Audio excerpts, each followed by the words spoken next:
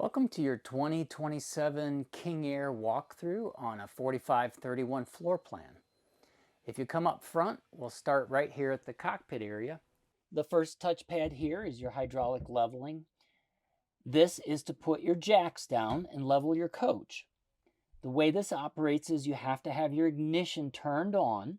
Once your ignition is turned on, you'll be able to go into the auto level or manual level here. So right now we're in the travel mode, but once we turn the ignition on, you'll see it power up. And as soon as I hit the power with the ignition, you can see there's two yellow lights that just tells you you're a little off level, where those indicate. And to auto level, we're just going to hit the auto level button and it will go into its leveling process. You can hear the air dumping out of the airbags.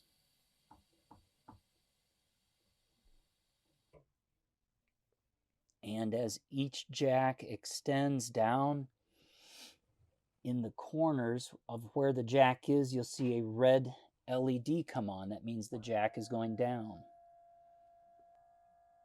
If the coach is too far off of level, it may go into excess slope. If that happens, you'll have to move your coach to a more level position to use the jacks. You'll be able to feel the coach move slightly when the jacks are hitting the ground and leveling the coach. You'll also be able to hear that kind of a whining sound. That's your pump motor pumping fluid into the jack cylinders. Okay, so we're a little too far off of level. It tried to level, but we're a little bit too much on a slope, and that's why you get the excessive slope.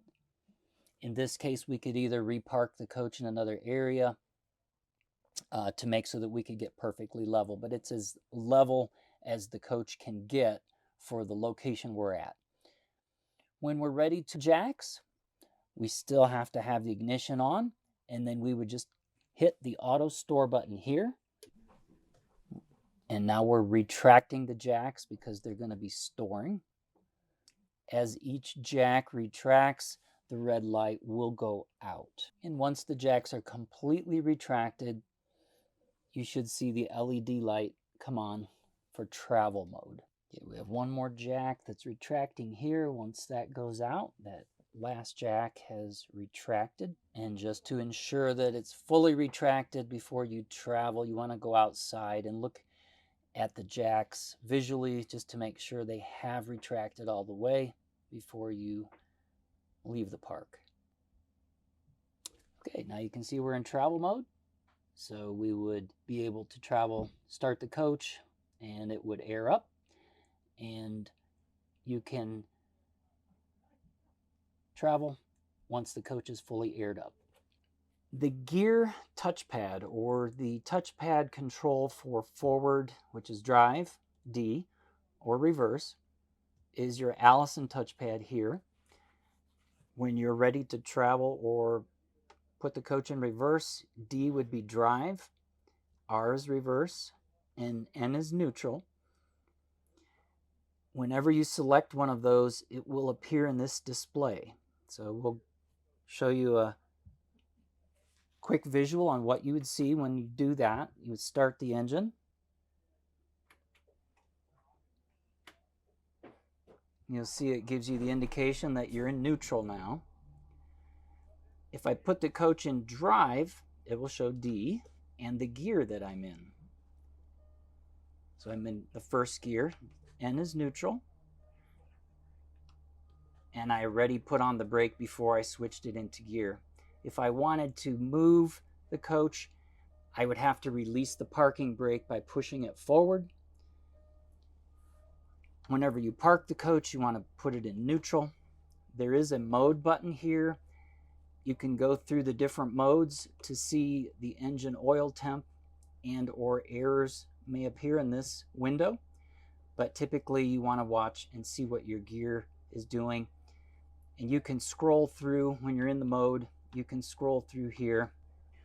Once the transmission is up to temperature, you can simultaneously press and plus arrow to see what the level is of the oil in your transmission.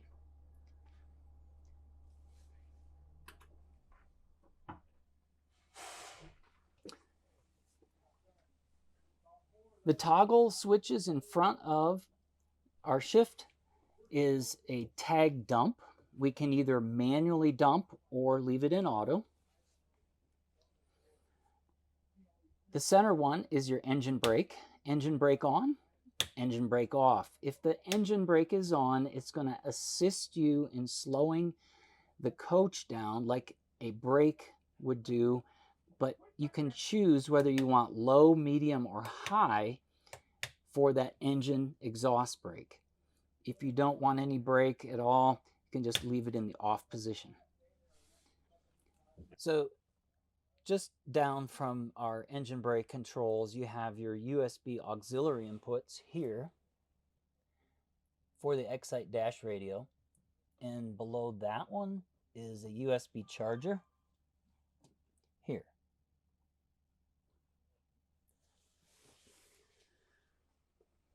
Moving up here, you have your phone charger. You just place your phone in here and it will charge.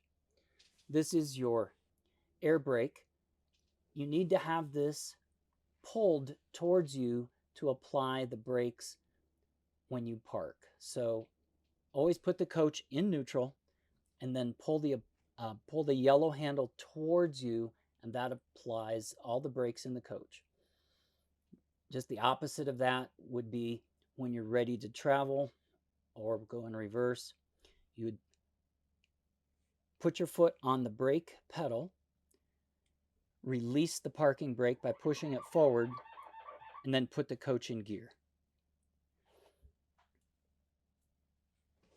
To adjust the mirrors, the mirror adjusts left and right. Once you put it in the left or right position, you just toggle the arrows towards the direction so that you can adjust your mirrors on the left side, and then do the same for the right. And then when you're finished, leave the switch in the center so you, in case you might bump those or touch them, it won't move your mirrors after you have them set. These are your parking light and fog light switches. This is your automatic light for, let me turn the key on so you can see this.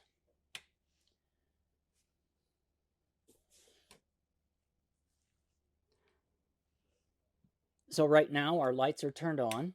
This is your fog light here. This is for your lights, and your automatic lights is the A. So if you have this one turned on, they will automatically come on as long as this switch is on. You can dim the brightness of the switches here.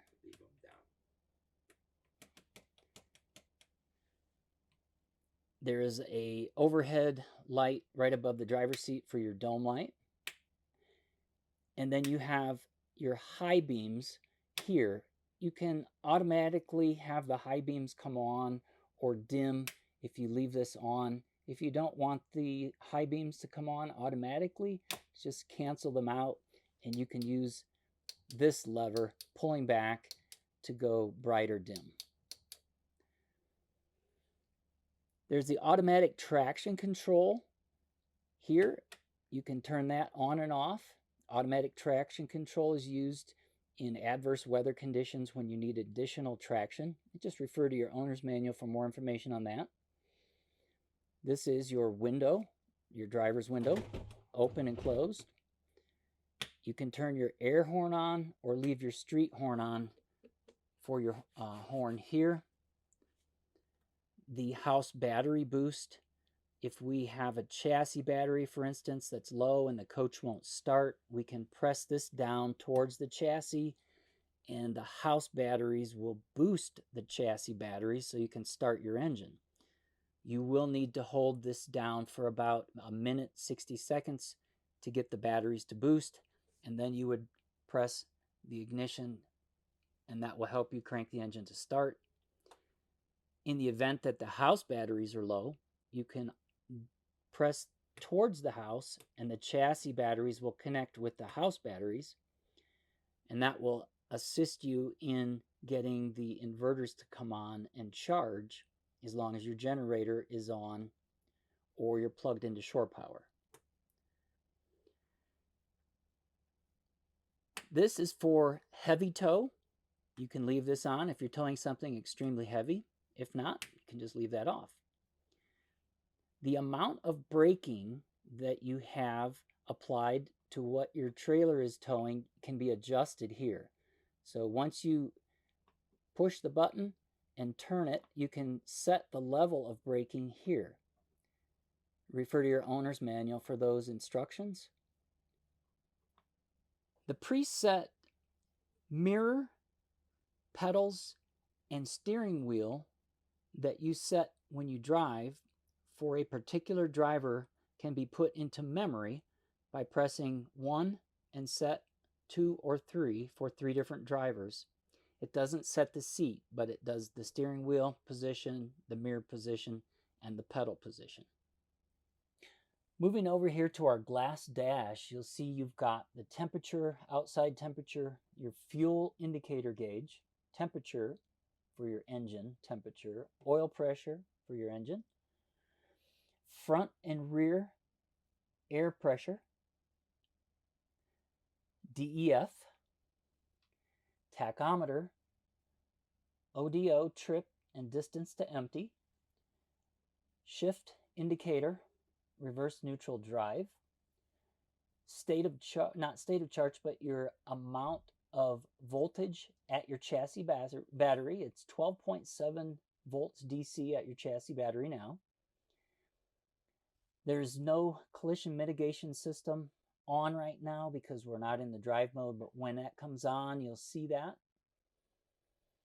as well as your Mobileye for lane assist.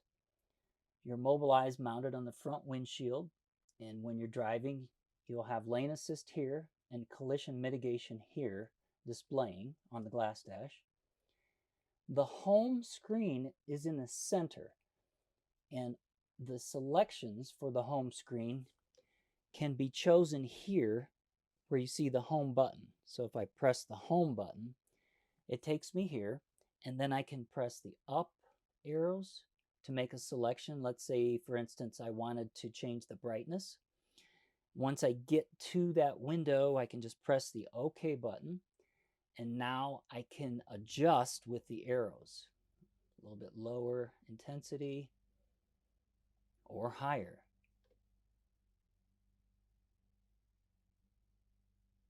That's as bright as it gets. So we go down. So you can make adjustments to any of these. Once you press the OK, then you can adjust with the arrows. Whenever you want to get back to the home screen from your adjustment, just press the home button again, and you're back at the home. TPMS is for your tire pressure monitoring. Let's say you wanted to know what the tire pressure was in your coach. Just scroll down to TPMS, and you can see all your tires are displayed there and the pressures that they are inflated to. So that's the cluster that will show these settings and make adjustments to those settings here on the right. The center cluster here is going to be your radio source and volume for your radio, or mute the radio in the center. The 2 light selections for running lights or headlights are just to press momentarily to flash those lights. So you can see when you press it, it flashes the lights, and you can scroll through your music with these buttons here. The pad on the left is for phone hang up or call. As long as your phone is connected to your Excite radio, you'll be able to make telephone calls via Bluetooth, for instance. Wiper delay, wiper wash, and high and low settings are here. Once you are finished using the wipers, just to turn it off, just press the off button in the center. It will, whether it's on high or low or intermittent, it will turn it off. On the left-hand side, we have our turn signals here, left and right. If we need to turn our emergency flashers on, we pull this lever on the bottom of that turn signal. To shut the emergency flashers off, all you have to do is press up or down on the turn signal to cancel the emergency flashers off. In addition to other controls on the left column, halfway down here is a small button that you can press to reset the Trimark code. So only press that button when you're ready to change your entrance code on the Trimark handle on the left-hand side of the entrance door. When you press that button, it puts the handle into programming mode where you would enter your new code twice if you wanted to change your entrance code. To the left side of the column on the wheel here, we have our adjustments for the telescoping of the wheel or tilt. The two paddles on the right side are for the steering assist. We can go lower settings or higher, and that adjusts the amount of power steering. And then we have our pedals adjust. You can see the pedals move forward and back when we move this one.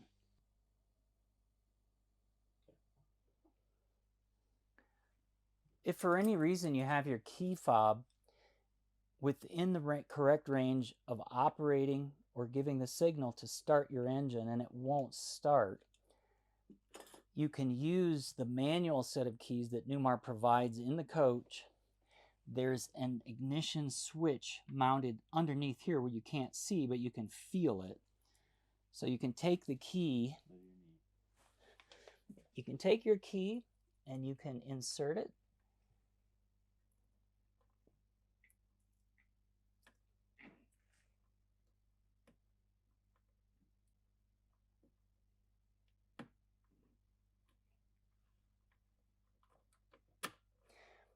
And then you can use this ignition key instead of this one to start your engine.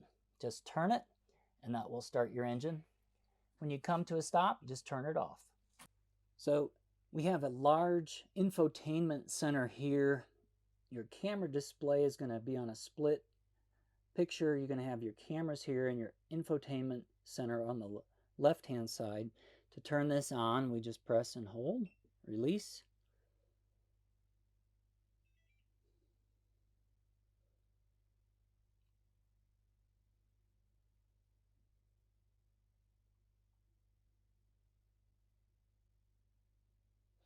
Now we've turned on our radio core and our cameras. We can scroll through our cameras or our infotainment center. Here's our camera control here. So we can either get to the camera control there, or we can just hit cam here and it gets you to the same place. Once we're there at the camera control, we can change our views on either screen to front or side or rear. In the rear mode, you can adjust the distance to be further away or close up or mid-range. There are split cameras here or all around. And if you want to see 360 degrees around your coach, there's your 360 degree view. So a new feature in the camera screen, if you go to menu and then navigate to camera, you'll see that you can actually record events and that the driver sequence when you're driving the coach is being recorded on a constant loop. So if I wanted to record an event here, I would press the record button and you can see it goes red and it's showing recording the event. When I'm finished recording that event, I can press it again, turn it off. So once you've made your recording here and you've pressed it a second time to turn it off, you can go to the video recording list, press that, and you can see the driving videos are here, but for the event that I just recorded, I would press event, and then that event would be at the top of the list so that I could review it if I press that. To navigate back, just press the camera button again. And or another event, if I wanted to record, just press the record and it's recording. When I'm finished with the event, press it again to stop. The driving is always recording 360 degrees around the coach. The drive is always recording when you're driving or at a standstill, and that recording time is on approximately a 9-day loop. So after the 9th day, it starts recording over that last or 9th day. If you wanted to view those, you go to the same place here and you can see the driving, select the driving, and when you highlight it, it turns blue. The card that's located in the 4th compartment on the driver's side back can be removed and or replaced with a new card or taken out to view. It's in the FDHMMC module, and it is a black module on the frame rail. If we go back to the menu, if we want to get to the navigation screen, we can go here or here. We have to accept. And now we can choose from the menu a new route, multi-point, and other selections for navigation. This tells us basically where we're at.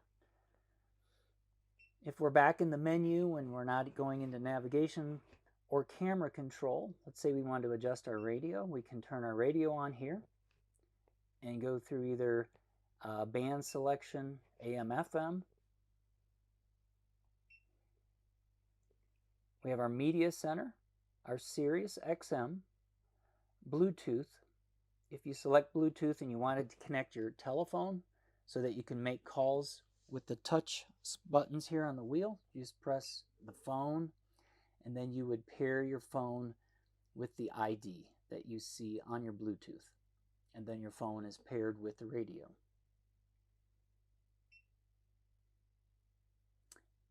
There's HDMI, auxiliary, and there's setup. So when you initially set up your radio, you can go through here and set your radio up the way you like. There's volume control for when you make a call on a paired device. And if you're done with the radio and or the radio adjustments, you can turn it off here just like we turned it on. We'll turn that off and we'll move down to the controls here. If we would like a heated steering wheel, we can turn this one on. The overhead fans can be turned on, and then we can go high, medium, or low with the overhead fans. The one just beside is a fan down at the floor level for heat coming out from the ITR Oasis. We don't have that on now, so we can't hear the fan speeds, but it's low or high, and that will give us the heat. The docking light switch on and off, courtesy lights on off. If we want to start our generator here manually instead of at the Silverleaf screen, we can start our generator here. We can see the button come on, generator starts. If we're finished with the generator, we can just turn it off. The entrance door lock is here, lock or unlock. And of course we have our visors here. Our visors are for the cockpit area. You'll notice that the visor will go up along with the shades or down. Now we have the ignition on, and you'll notice that I pressed the shades to go down, but they went up. It's a safety feature. If the ignition is off, then the shades will come down. And the reason it's designed that way by our engineering is so that if your ignition is on, you're driving, the shades would only come down to the halfway point. So that's why they only go up, and they would stop at the halfway level if you wanted them to be there. Just below that, we have our HVAC controls for heating and cooling. You'll need to turn it to at least a number 1 to make the settings and have the fan come on. This is for your air conditioning. When the ignition is on, you'll see that there's an LED that comes on. The LED is a blue LED light. That means your compressor for your air conditioning is on. If you'd like, you can recirculate that air in the front here to cool it down faster. Or for heat, you can go to defrost for defrost or any one of the other selections. When you're finished, you can just turn these off and turn it back to 0. This HVAC override switch is here so that if the passenger wants their own controls to work over there on the passenger console, this needs to be turned off. If the driver wants to override those controls and have the air blowing out and the temperature set the way the driver wants it, they can press the override switch, which it just ignores the switch on the passenger side at that point. There's additional storage space here. And there's louvers to the right that you can make adjustments over on that side for air for the passenger or towards the window. One vent continues to blow air, so you can't turn both of those off. There's always going to be one that blows air. So right above the driver's steering wheel, we have this cabinet with our controls behind it. Just above it is our interior camera for facing the rear of the coach. We just lift this to open. And starting on our left side, going across the top, you'll see we have our Starlink receiver, our Wi-Fi router, which is your Wi-Fi Ranger. Over here on the right, you have your HWH master reset switch. If you would happen to need to reset the HWH, the directions on that label are you hold that down for 5 seconds. So you just press that down and hold it for 5 seconds if you need to reset your HWH steps, for instance. This is your video switch to turn your video on. And of course, that's your video splitter receiver. Over here on our left is a cover plate. Just remove this cover plate and you'll see the Victron sign here. This is your inverter system. And this is the way you turn on inverter 1 and inverter 2, and you can view in the menu and in the pages, you can go through the settings here and you can view what's happening and or change settings. So this screen, we can move it to the left or to the right, and it will display what's going on with the battery. Currently, we're at 94%. The system is inverting. It gives our status, our loads, and our charger here. It shows basically the same thing from this window, but in addition to that, it shows how the inverter is working, whether it's charging or inverting here by following the dots. You'll notice in the center, there is an on-off switch right in the middle of that inverter. In order for us to make this screen light up and work, the inverter has to be turned on downstairs in the baggage compartment area for this panel to work. So that rocker switch right in the middle has to be turned on or up, and then you'll be able to control the inverters from this panel. To go into more detailed settings, you can just press the screen, touch it once, and you'll see that the pages and the menu come up. Now I can go into inverter 1 or inverter 2, and I can go into the settings. I can scroll down in these pages, and I can look at notifications or change settings. And then in each one of these, I can press the arrow over, and then I can turn them on, off. I can see their voltages and their current And scrolling up, I can see what the AC inputs are on the lines. And then to go back to our main screen, just press Pages button, and you're back to the main screen. So refer to your owner's manual for more detail, but that's your basic operation on how to navigate through the inverter settings. This panel is called the Winegard Television Antenna Receiver Controller. Turning it on here disables the cable because now you're going to scan for over-the-air channels. After it goes through the scanning process, you can see it scanning. It will display the number of channels that it has found. Now we're inside a building, so I don't expect it to find any channels, but after a search, typically you would show a number of channels there. And if you feel that you didn't find enough, you could always press the search button again to find additional ones. And you can fine-tune the settings. You can turn the antenna that's on the roof. You can make slight adjustments here. So there were 4 channels that it found. And again, turning it off here would then make you able to watch cable. So as long as this is off, you can watch cable as long as your cable is plugged in. If this is on, you're only going to be able to watch over-the-air TV. Our next set of controls over on this panel are for your BMS, BMS1 and BMS2. A BMS is a battery management system. As long as this blue is illuminated underneath the BMS1 or 2, it's active and the battery is connected to the coach. If you press and release this button, you're turning off that battery supply. So I'd have to press it, hold it down for a second, and you would see the light would go off.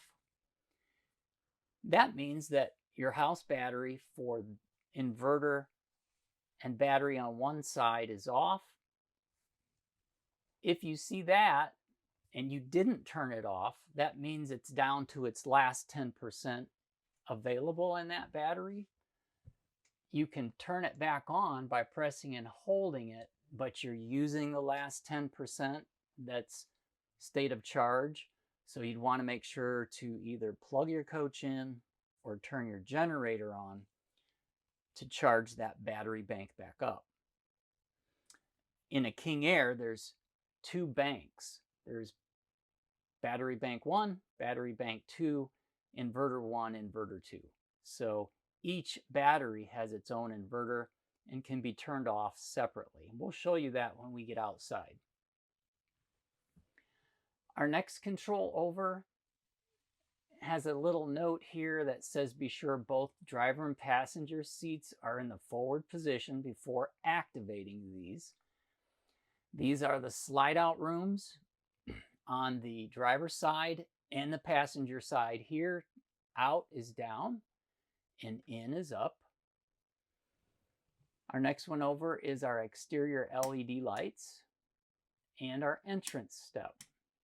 So if we'd like to have our entrance step stay in the out position, even though the door is closed, we can turn that on. If we want the step at the entrance door to open and close with the door, we leave that off. Our Wi-Fi router switch is here. That's the Wi-Fi Ranger router here. We can turn that on or off. That gives it power so that the Wi-Fi Ranger is on. This panel is optional equipment. Our security sensors can be enabled here or disabled. Driver security lights, passenger security lights, privacy drape. These are the drapes here in the front area, front privacy drape, door privacy drape, and then of course the passenger window drape. One thing that I did not mention is a 120 volt outlet at the top. So you can plug in additional controls up here if needed. And when you're finished in this area, the light will go out when you close the door. Okay, so just above the passenger seat, you've got these 3 cabinets. The one in the front is storage, just nothing in there except the cabinet. This one has your Girard awning control boxes. You'll see that each one is plugged in, and when it's plugged in and there's shore power or your inverter's turned on, you'll have a red LED light. So as long as you see that red LED light, it's powered up and it can operate. I can actually open and close either the front or the rear awning just by the buttons on the side here. So if my controller wasn't working in the overhead above the driver's seat, or I couldn't find my key fob, I could still press this button to open, the center one to stop, and the bottom one to close. On either one, both have the same set of controls for the front and rear awning. If for some reason it's not plugged in, you'll notice the LED light will go out when I unplug it. See, the light went out. Light goes out, that means there's no power. So if you may have tripped a GFI, you wouldn't have power, or if you're not plugged in or your inverter is not turned on. So if for some reason you don't see the LED light, the red one, on, you won't be able to operate your awning. So you'll have to check your plugs. You'll have to possibly reset a GFCI breaker, and we'll show you how to do that. But these have to be plugged in, those have to be turned on. In this panel to the right, we have some additional modules for control of the door awning and shades. When we close these doors, the lights automatically go out.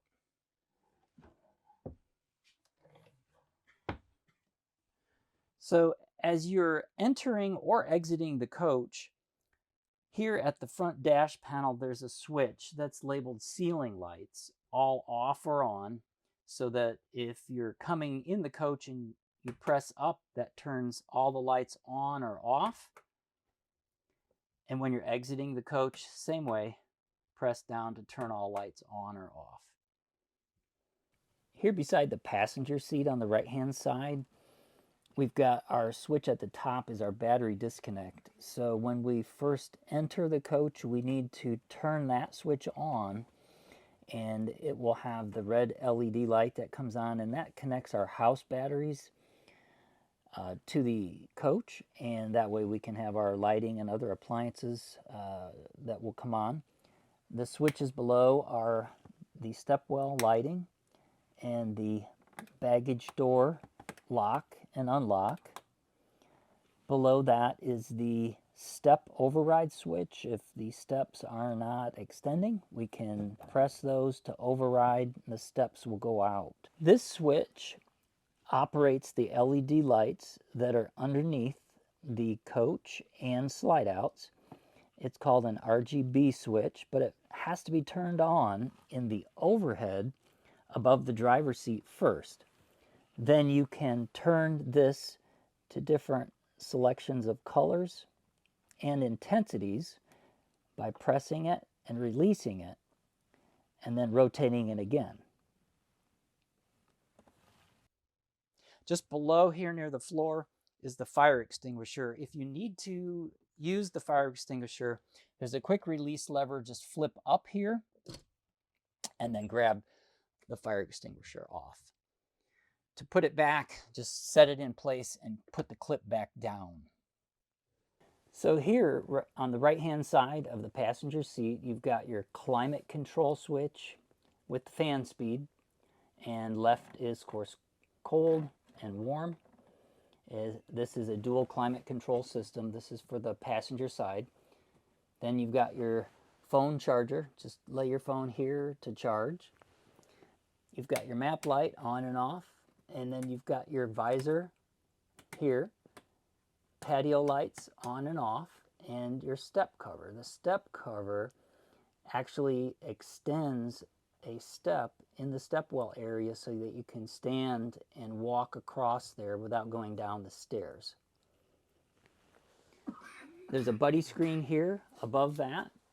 The buddy screen just powers up. This screen mirrors the screen that the driver sees, so you can use this to help navigate while you're sitting in the passenger seat, and you can also change your camera views here. So we showed you the step cover switch. The way that works is there's a cover that comes out and it covers the steps. Obviously, that's why it's called a step cover, but it allows you to stand in this area without having to go down the stairs. Just by pressing this, a cover extends and then lifts up and it locks in place, then release the switch. Now you can stand in this area.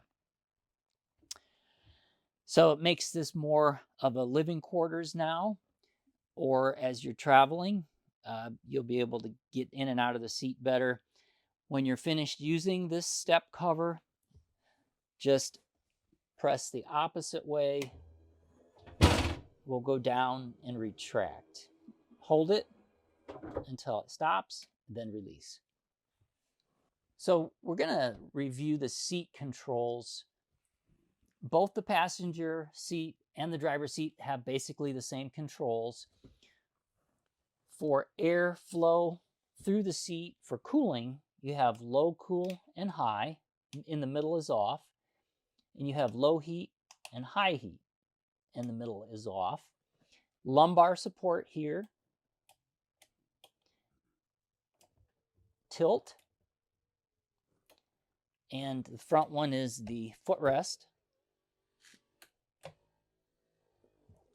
Forward and back. And to tilt the whole base, you can just turn this up and down to tilt. The armrests go up and down. To rotate the seat towards the living area or towards the driver area, I'd want to have the armrest down. There's a lever on the right, which will show you. Lift the lever, and then you can rotate the seat counterclockwise. You can see this is the lever I had to lift to release to unlock the seat to move into the living room area. There's another control on both seats for the massage. And of course, the different selections for zones in the seat. Intensity and speed. Top button is power off. When I'm finished with the seat in this area or direction, just rotate it clockwise and it will, you can hear it lock, it'll lock back into the forward position. There is a device here for an iPad or a holder for a small computer. We'll show you that. And when you're finished, you just lift the armrests out of the way.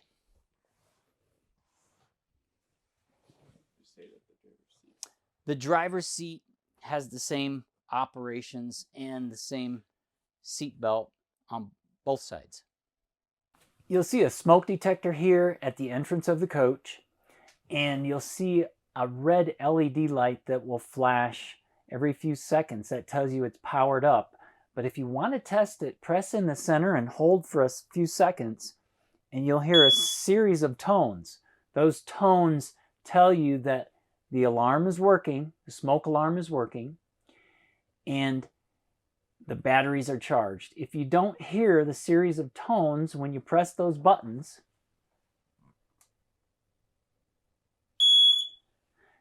that means your batteries need to be replaced. If the batteries needed to be replaced, you can just pinch and pull down, and you can see your 9-volt battery here that you would need to replace. And then once you replace it, you'd want to make sure you see the LED light flash and check for that tone by pressing the center. So as we move over into the living room area, our sofa is extendable and we can make it into a bed. So to do that, we would have to take the cushions off and pull the back of the cushions off.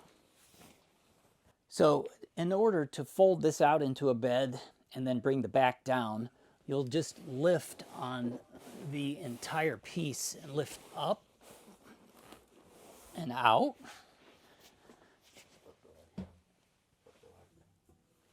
And put the legs down. Then fold the back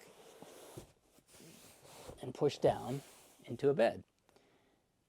Then we just reverse that when we're ready to store it. Make it back into a couch. Lift up, fold. Fold the legs first.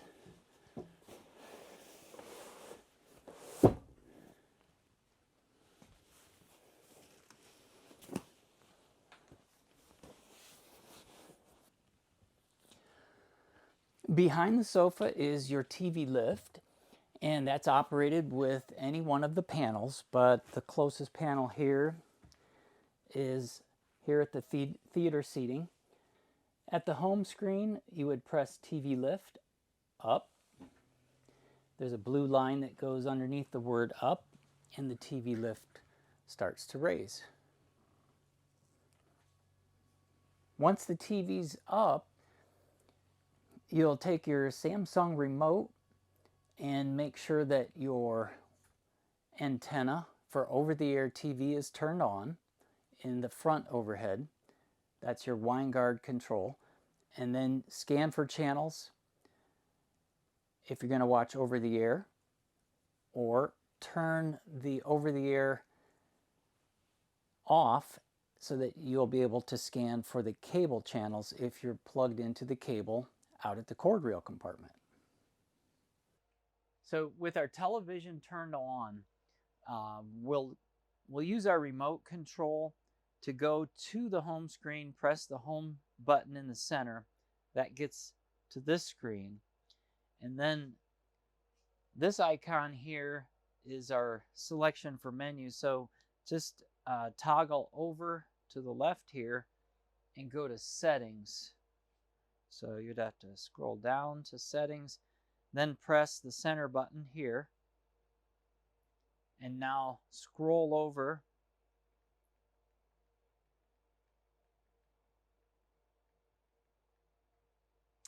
to all settings. And what we're going to do is we're going to scan for channels. If we scroll down here to broadcasting, then we select that. Press the center button again, and we go through auto program to find the channels. So press auto program, and we want to press the start to auto program. We have to have our over-the-air wind guard turned on, and once that's on, then we're going to scan for air channels, yes, and it'll go through the scan and it'll show us how many channels it found.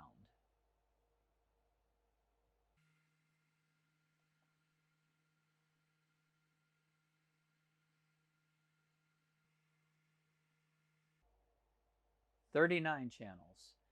So we can either scan again, or we can go to our different settings or just close. You'll have to scan the same way with the wind guard antenna off if you want to watch the cable channels. So if you want to scan for cable, turn the over-the-air antenna off and then scan again for your cable channels if you have part cable available and want to watch cable.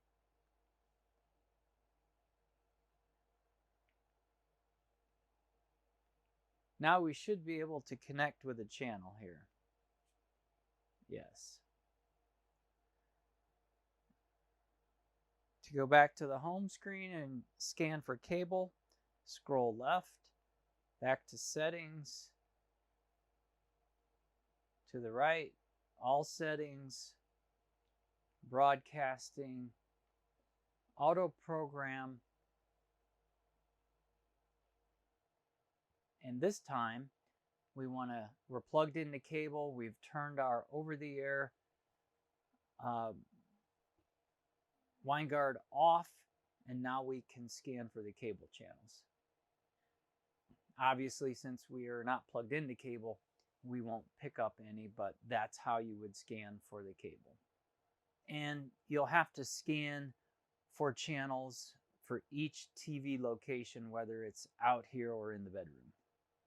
To lower the TV back behind the cabinet, go to TV lift here and press down. The blue line will go under the word down and the lift goes down.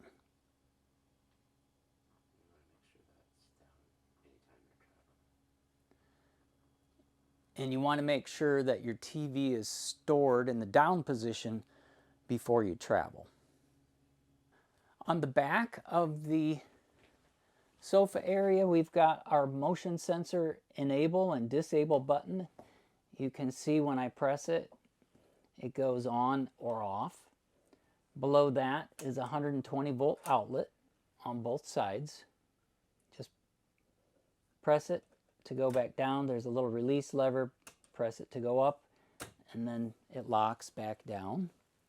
So as we move into the kitchen, we've got another 120 volt outlet. Press down, release, and now we can plug things in here.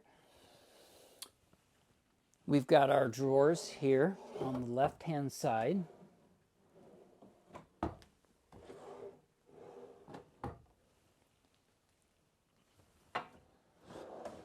Our pull-out drawers here. So we can store our sink covers down in this drawer in these small guides here. And when you do that, you lift them out. You just want to make sure that these guides are towards the other guides so they all three fit.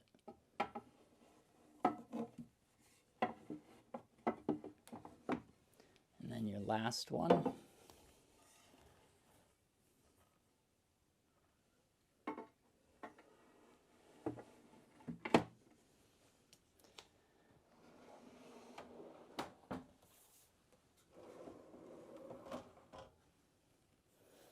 Here at the sink, you get your water dispenser on and off here.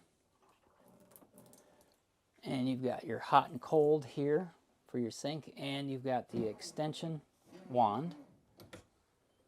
To the right is your cooktop with cutting board on the back side. So we can flip those over and use them as cutting boards. So for the induction cooktop, when it's turned on, you can see the LED for lock is on. The pans that need to be used are magnetic type pans. Once you put a magnetic type pan on, you'll be able to turn it on here and adjust the temperature. When you're finished, you just want to make sure that it has cooled down, and then you can put your covers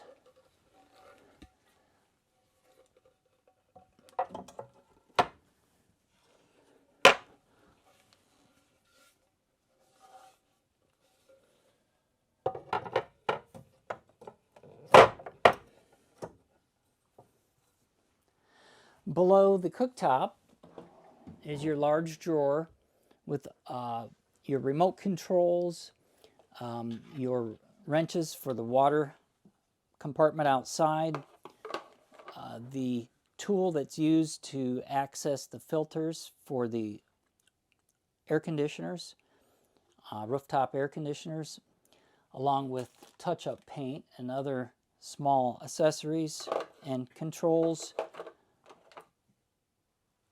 for your fireplace, exterior overhead spotlight for your bed, and all of your TVs and your Bose speakers. To access the filters in the overhead at the ceiling area, use this wrench to remove the small panel, just put the wrench in and turn, pull down carefully, and then you'll need to move the panel over to the side and then lower it down and take it out so that you can remove the filter. So the filter's on the back side. You'll need to take these off, and you can see the dust there. You can sweep that off and then hand wash with warm soapy water and then let it air dry. Then when you're ready to put it back, the Velcro will hold it on. And then we want to slide it back in and then line it up with the opening, and the magnet will hold it there. And you'll need to do that to each one of these in the line here on the passenger side. These are, the air comes out, but these are the ones that have the filters behind them. You'll have to do the ones here in the front and the rear of the coach using this tool. The dishwasher is located here. The drawer, since we had moved the coach, is locked, and we locked it for travel. So always make sure that your door is locked before you travel so it doesn't slide when you're making a turn. To unlock the door, you just knock on the front of the door 3 times. You can hear the lock unlock, and now you can open the door. When you're ready to travel again, you'll need to go to the lock icon right here, and then you press the lock icon until the light stops flashing and turns to a solid red. Once it's solid red, then you can close the door and it'll lock. So there is solid red. Now we can close the door and it locks. So you can hear that lock. Now I can't open the door. Again, just 3 knocks. It unlocks and we can open it. The next drawer over here, more storage, and that's our heating. We have another panel back here. This panel matches the same as the front or the 10-inch one. It has all the functions for operating the lights, fans, and other appliances. Just by going to the home screen, you can see all the icons. Our microwave is behind this panel. On the side, there's a small touch button. You can see the small button here or here that you press up to open or close the door. If for some reason the button didn't work and you wanted to open it manually, you can grab a hold of it and just pull and lift.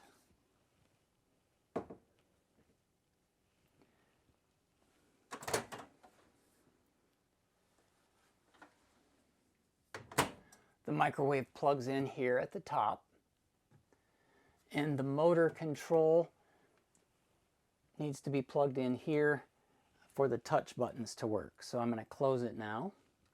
One touch.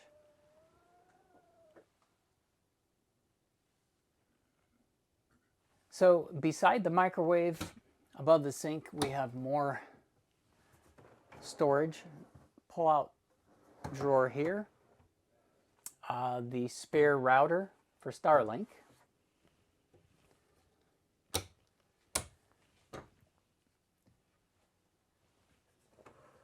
With every coach, you get this storage case with all of your important information on plumbing, heating, all of the exterior electrical, and all of your appliance information is contained in this case. So you should go through all of your owner's operators manuals in here. and make sure that you are turning in all of your registration cards for your warranties, and review all of the chassis information, and keep that handy for any information you need to look up for all of your appliances. On the left-hand side here, on the door, Newmar gives you the information on your paint codes and other important information on your gross vehicle weight. Near the floor at the half bath, you've got your Intervac connection for your hose. So you can connect your hose here and use the hose and all the accessories here to do cleaning in the house. There is a warning label on there just telling you to make sure the filter is in the main unit downstairs. If you don't want to use the accessories, you can just use the floor unit.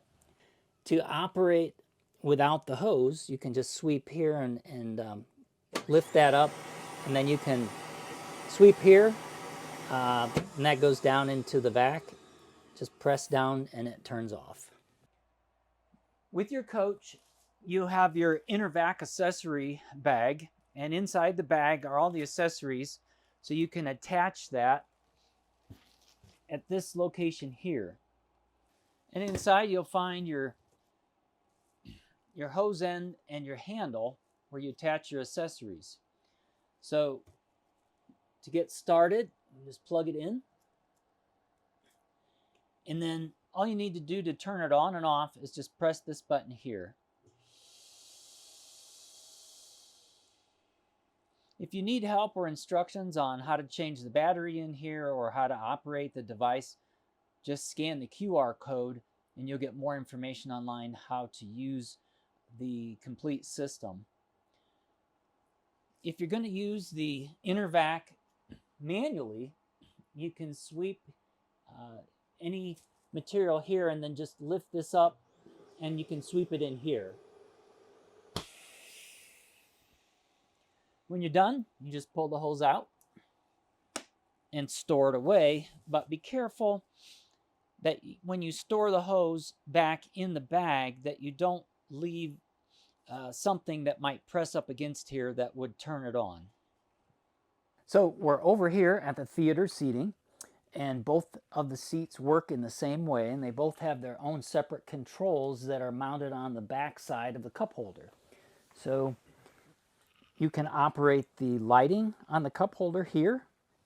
So when you press the light on the side, you'll get the blue LED on and off.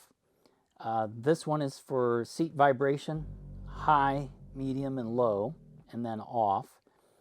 The one in the center is for the heated seat, on and off. You can see it turns red if you just turn it on individually. On is red and then off is light out. And then you have your extension of the footrest, and that tilts the seat back. And then retract is the one beside it.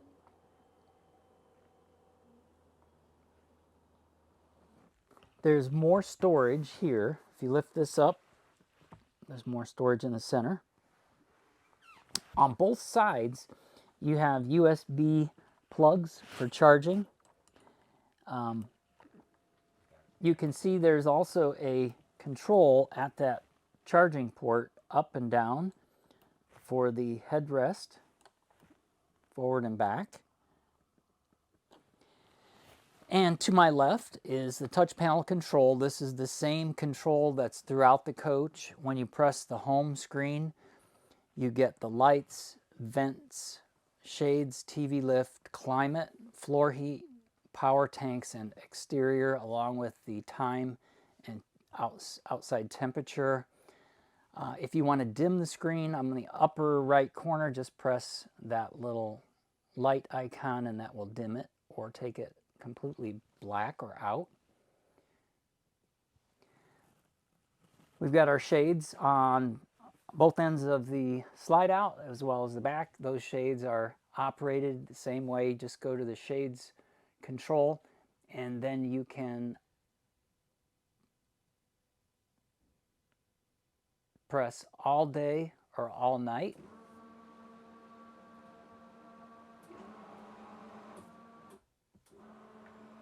For up and down. To the left of this theater seating, you've got your touch panel. This touch panel, it wakes up when you press it. It's got all of the icons that the main 10-inch panel has in the hallway. So you can basically control everything sitting here at the entertainment seating that you can in the hallway. So when you wake the screen up, you're going to see you have your lighting, your vent fans, your shade, your TV lifts. On the left and on the right, you've got your climate control, which is your HVAC system and heating. You've got your floor heat. You've got your power. Now the power, that's going to be it's going to be all of your power systems. You've got your solar generator. You can turn your generators on. You can turn your inverters on and off.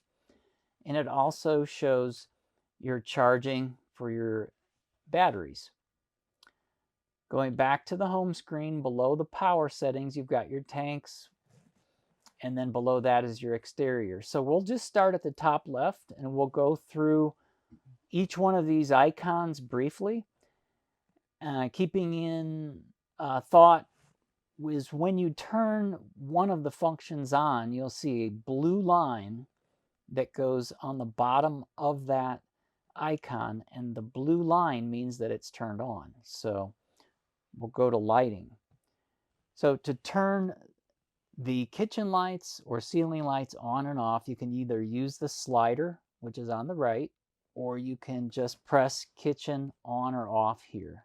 Kitchen on, kitchen off, ceiling on, ceiling off. Or you can just use the slider and adjust how bright you'd like it. You can scroll to the bedroom and turn the bedroom lights on and off, courtesy or accent.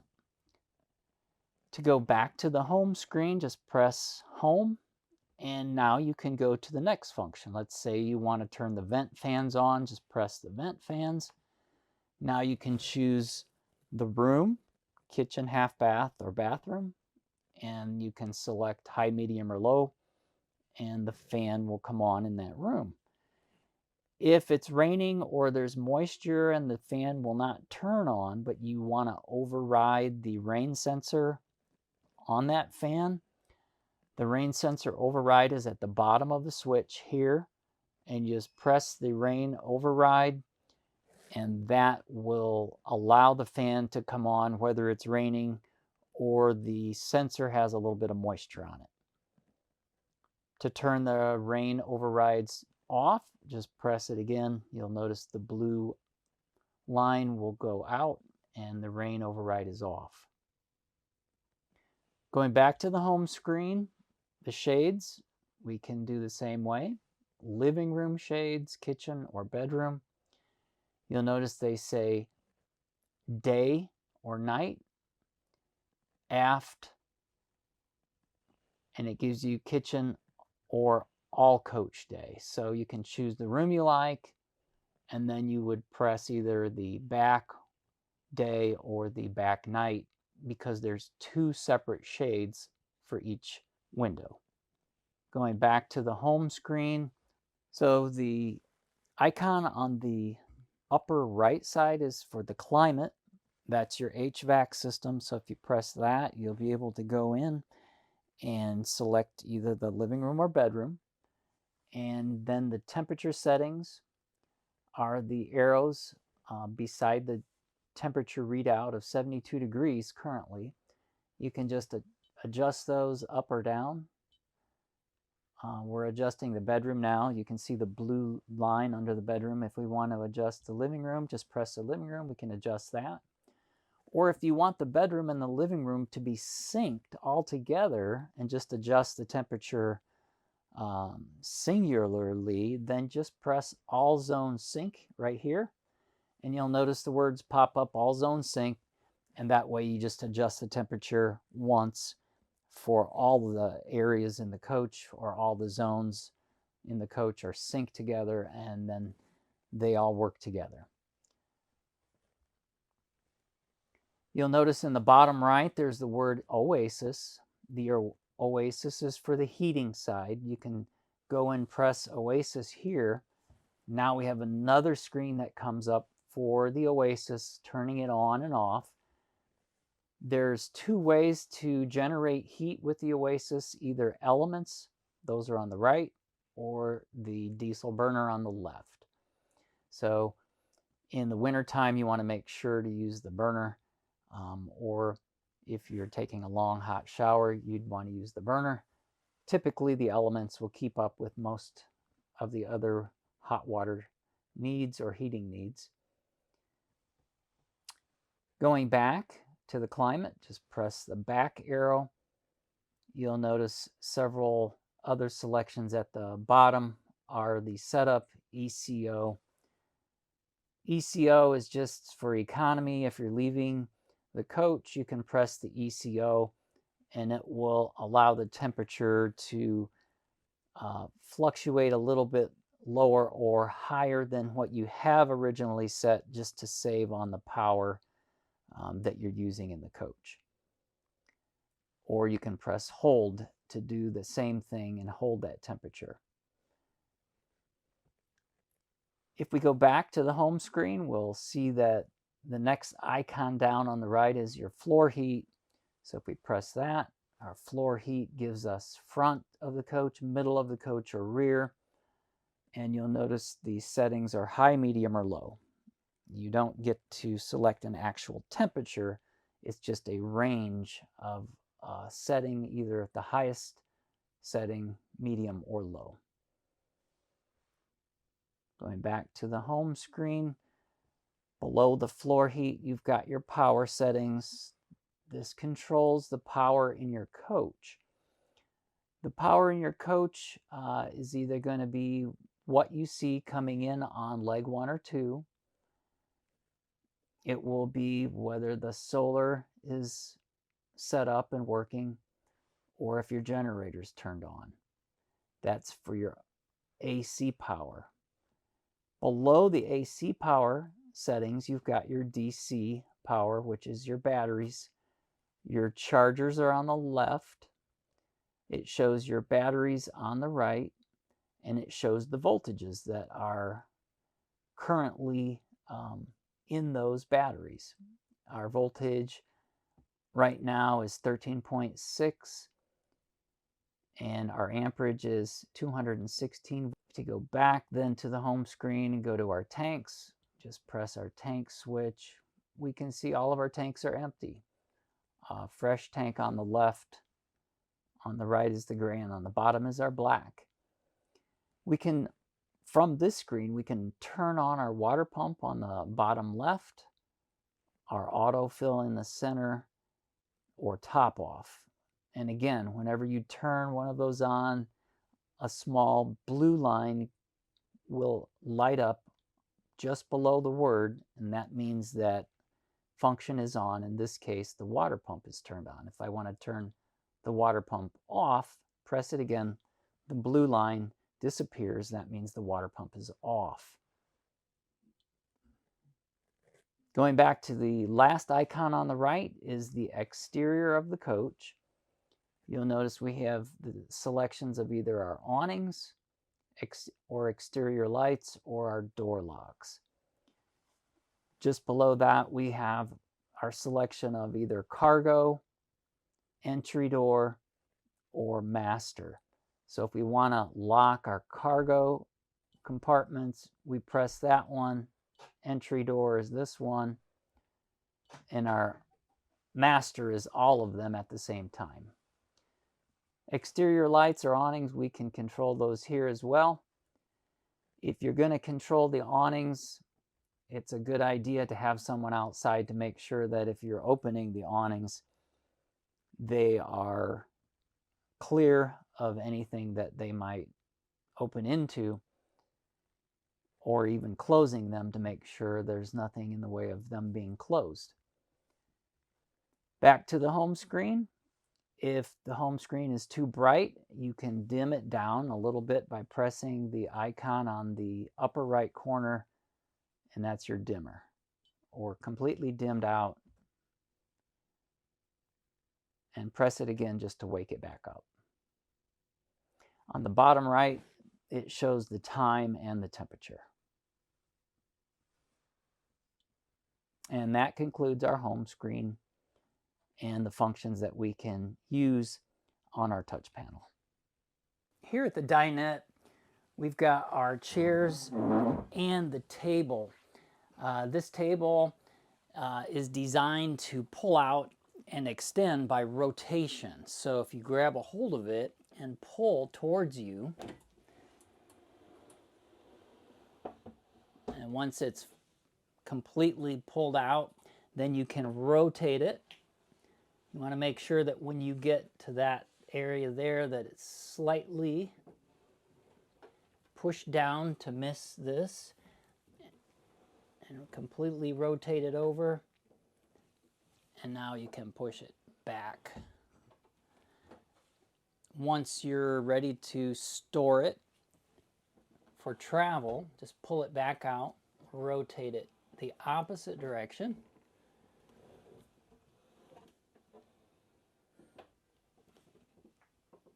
then push back, and you'll hear it kind of go into its lock position for travel. Underneath the dinette table, you've got 3 sets of doors, and this is for extra storage here. The set in the center has some shade controls, but you'll have storage more on the right-hand side there as well as this one. We're moving over here to the Viking stainless 3-door refrigerator. You'll notice that all 3 doors have a secondary latch that Newmar installs. This latch, when it's over to the left-hand side, locks these 3 doors so that you can't open them in travel. So you know, obviously you don't want these doors to swing open or the bottom one to swing open while you're driving. When you get to your destination, you would just push the lock to the right. Now you can open the doors. So here at the top of the refrigerator is your water dispenser here on the left for your cold drinking water. To get started with getting clean filtered water, you want to open up your new filter, and the directions for installing it are actually inside the back drop-down panel. You'll notice there is a small plug that's where this filter is going to go. So this is the storage plug. After you remove this and you're going to winterize, that's the plug that you would put back in where the filter would ordinarily be. Once you install the filter, you can just push this back up and then push back. But that's how your filter will come new. The lights flash to tell you you've got the doors open. To turn it on and off is the on-off icon on the left-hand side here. You'll have to hold that for 3 seconds to turn it off.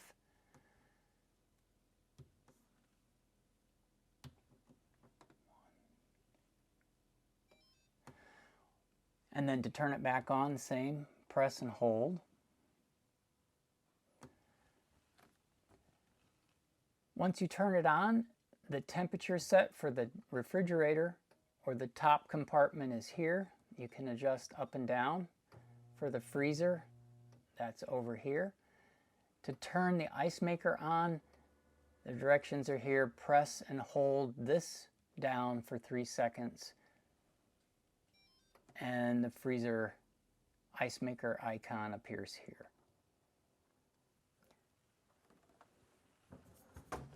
If we look down in the freezer compartment, you'll see that the ice maker tray is on the left-hand side here.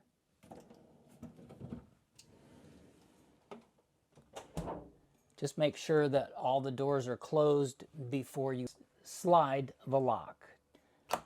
To the left is lock, so the doors won't open before you travel. Just to the left of the refrigerator is more storage, your pantry. The drawers are latched, but to unlatch them, just pull towards you. And then just push all the way in to latch. These drawers are adjustable. If you wanted more space between any one of them, you can move that drawer to a different location. The interior lights operate off the magnetic switch, so once you close the doors, the lights will go out. There is a secondary lock mechanism that holds the drawers from opening while you're traveling. So when these are closed and you release the parking brake, this lever turns and locks each of the drawers from coming out. So here in the hallway, we have a kitchen vent. This vent can be turned on here at the touch panel, but if you need to check the fuse or look at the fan, you can turn it on and off manually just by pulling this louver down. These line up with the locks on both sides. This fan can actually come on if you open the lid by turning this counterclockwise. You can just open it like that for air to move out, or if you would take the fuse out to check it, this one's okay. You can put that back. Once you do that, the fan will automatically turn on.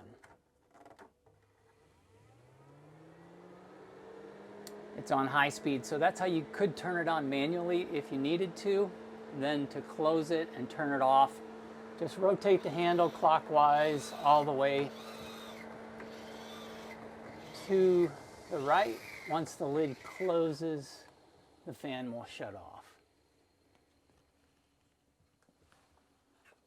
And to put the cover back, just line up the clips on each side and push up to lock it. So here, just behind the kitchen in the hallway, we have our touch screen. To wake it up, just touch it. This has all of the icons at the base or the bottom to control the functions in your coach: home, climate, shades, fans, and over to the right in the end is the lights. Displays our tanks. This is the home screen. If we want to dive into each one of these separate, we can go into temperature settings to turn on the heat, for instance, the Oasis burner. Once we turn that on, you can see the blue highlight, meaning that function is turned on. If we press it again, it goes out. Same with the shades. You can control all or each room, and fans, floor heat, and power. Inverters are on because the blue line is there. If we press that again, you see the blue light goes out. That means that inverter is turned off. Exterior controls, the awnings, lights, and door locks, and then of course our lighting control is here. The screen has a dimming function here at the top right and a Bluetooth connectivity so that you can actually connect your smartphone or iPad via that Bluetooth connection, and then you can use your phone or your iPad or smart device and control your coach with the same type of controls that this screen does. So as long as you're connected with the Bluetooth, you can actually do everything that this panel does. So let's go to our home screen, starting at the left and the bottom, and we'll just go over this briefly for each of the selections you can make. From the home screen, you'll notice in the very center of the screen, you've got all zones are synced together at one temperature. So we can adjust the temperature in the coach just by pressing here for temperature up or temperature down. And we can select the upper left or left side here. We can look at our tanks, water pump, and each time that we press a selection for those icons, you'll notice there's a blue line that appears underneath. That means that it's turned on. The cargo entry master locks, these are all door locks here on the right hand side. And just above that are your lighting and shade controls. At our home screen, we can make some basic selections on our climate, which is in the center, or on the right, we can adjust our lighting or shades. But to do more of an individual setting, we would choose an icon on the bottom here, on the bottom row, and we can go into those rooms or climates individually. The home screen is just for making those quick adjustments and looking at our tanks and or our batteries. Shows our house and chassis batteries state of charge for our house because they're lithium batteries, and our chassis battery voltage.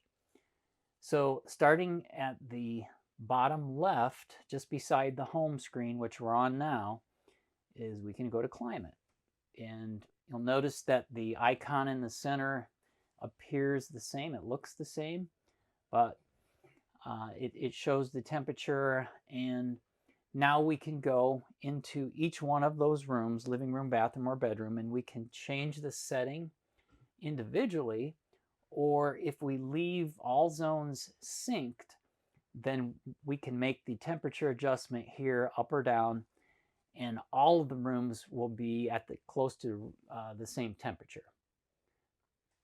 You'll notice on the far left, there is an icon for setup.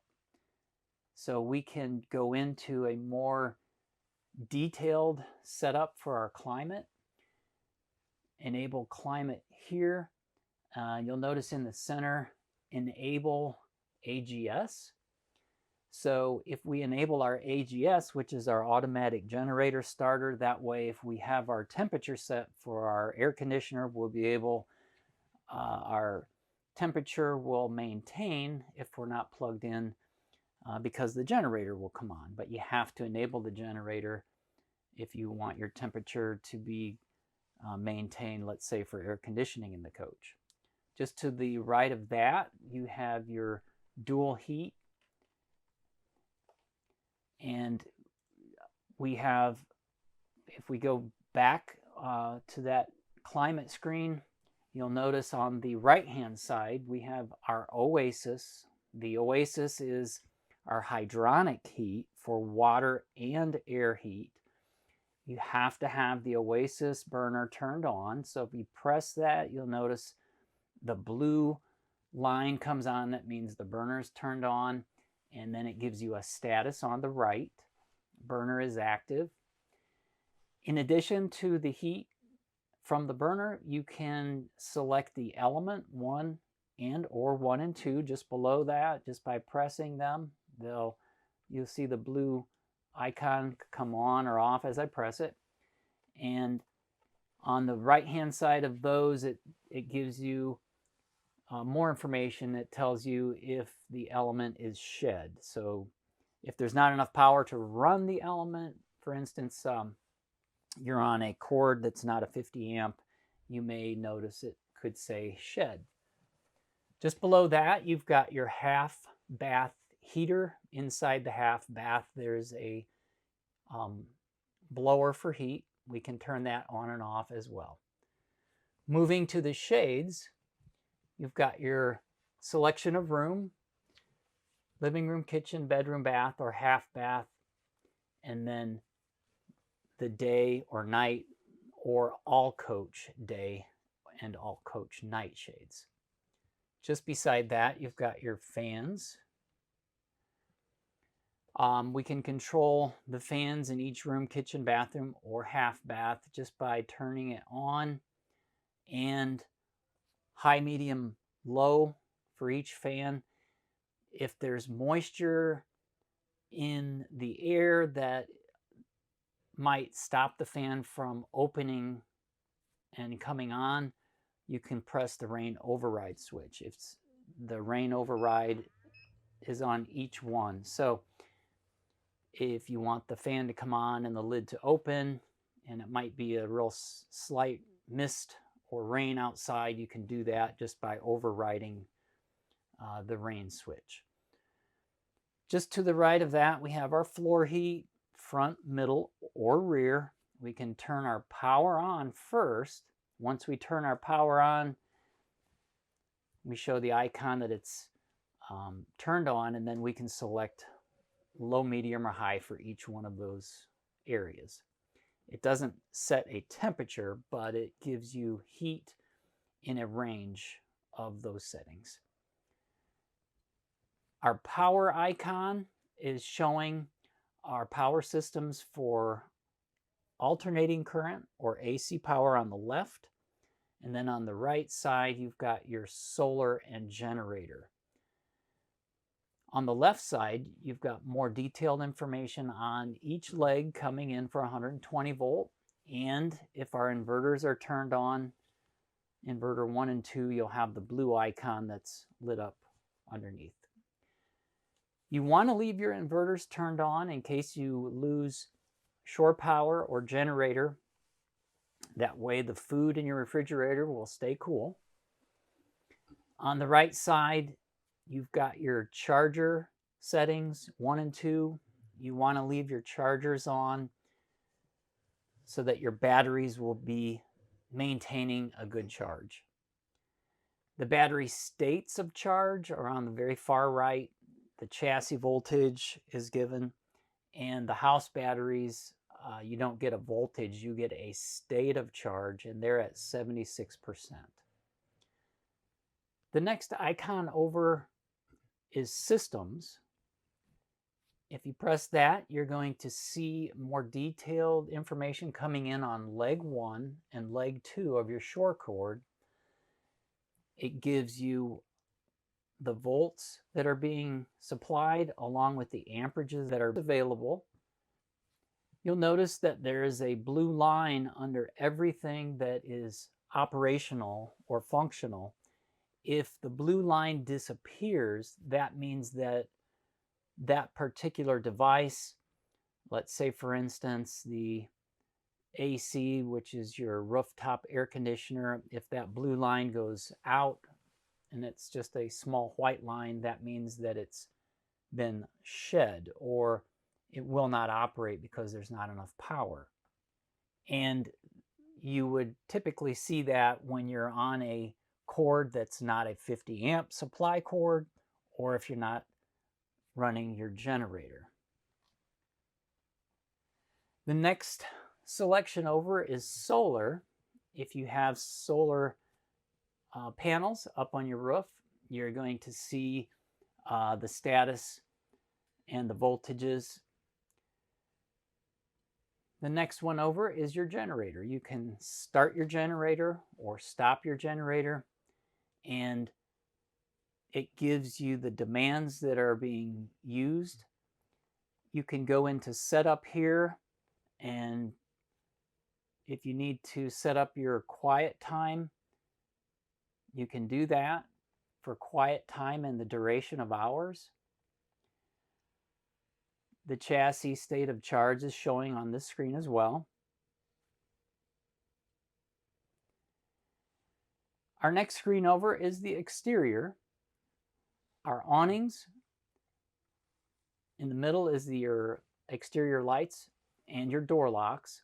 Just by pressing any one of the awnings, you're going to open or close it.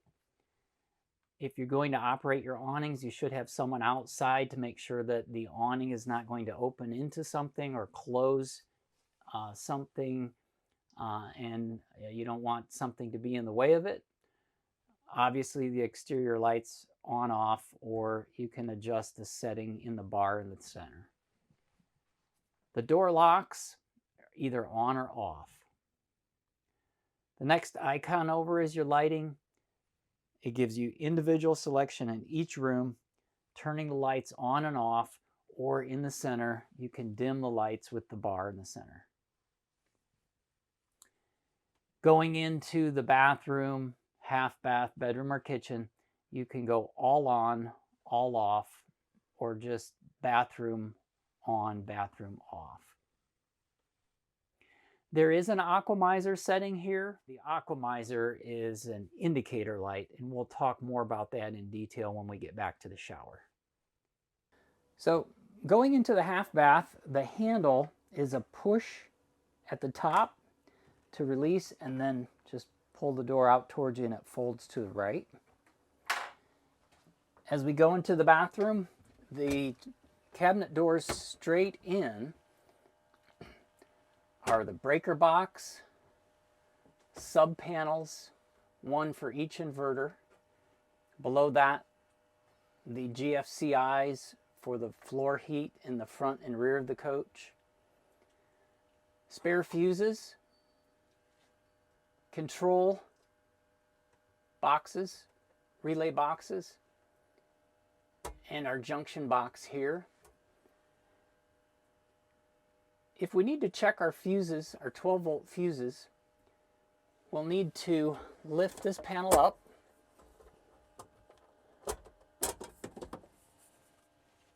and you can see they're all labeled by number here. Those numbers are over here. So if we believe that one of these might be blown because, let's say, our water pump isn't working, that would be F8. So we would go to F8 here. F8 is this one, 15 amp. We can pull that out, hold it up to the light, and see if it's broken in the center. If it is, we want to grab the same size 15 amp fuse here and then replace the bad fuse so that our water pump will start to work again.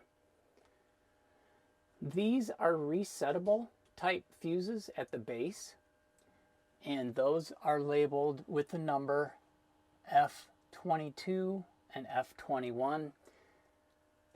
F22 and 21 are the power stool right here in the bathroom. So if those trip, a small yellow stem will pop up, and to reset, either one, just push down to reset. You won't need to replace these two silver ones.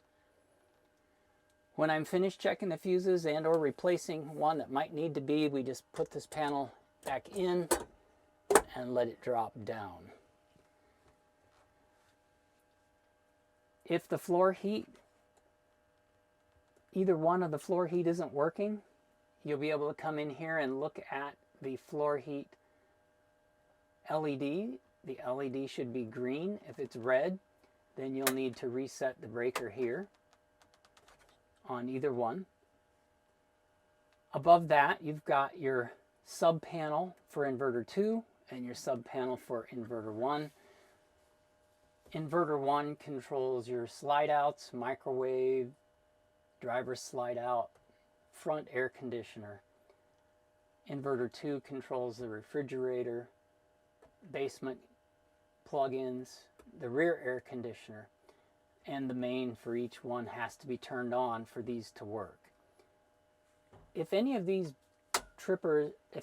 breakers trip, they would be in the down position. If you see a breaker that's either maybe just halfway down, or if it's all the way down, you need to push down and then back up to reset them. The same goes with the breakers in the main breaker panel. They're all labeled. So if you have an issue with any of your appliances, like say maybe your cooktop, You want to come in here, find cooktop, go over. If this breaker is tripped, that's why the cooktop isn't working. You'll have to push it all the way to the left and then back to the right to reset it. You can see the dryer is off right now. To turn the dryer on, you'd have to turn it to the right. Towards the center is on. So the ones on the right need to be pushed to the left or center to be on. For all of these water heaters, floor heat, inverter, middle air conditioner, and all the way down the list, the ones on the left need to be pushed towards the center or to the right to be on. Once you've checked your breakers, made sure that you reset them if needed, then you can just close this door.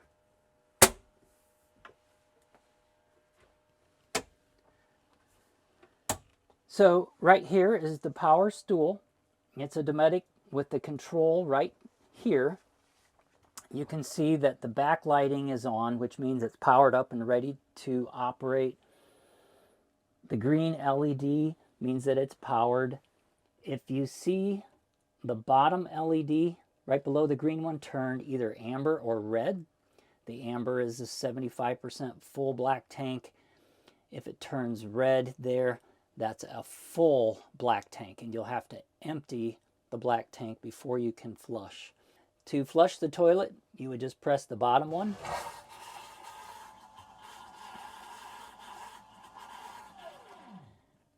If you wanted to add a little more water into the bowl, you can do that by pressing the top one, just holding it down, and you'll notice the water level in the bowl will go up.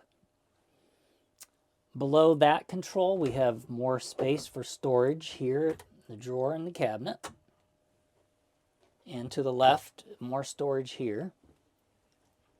Our sink, we have to the left or right for the water flow, and then hot or cold here, on and off.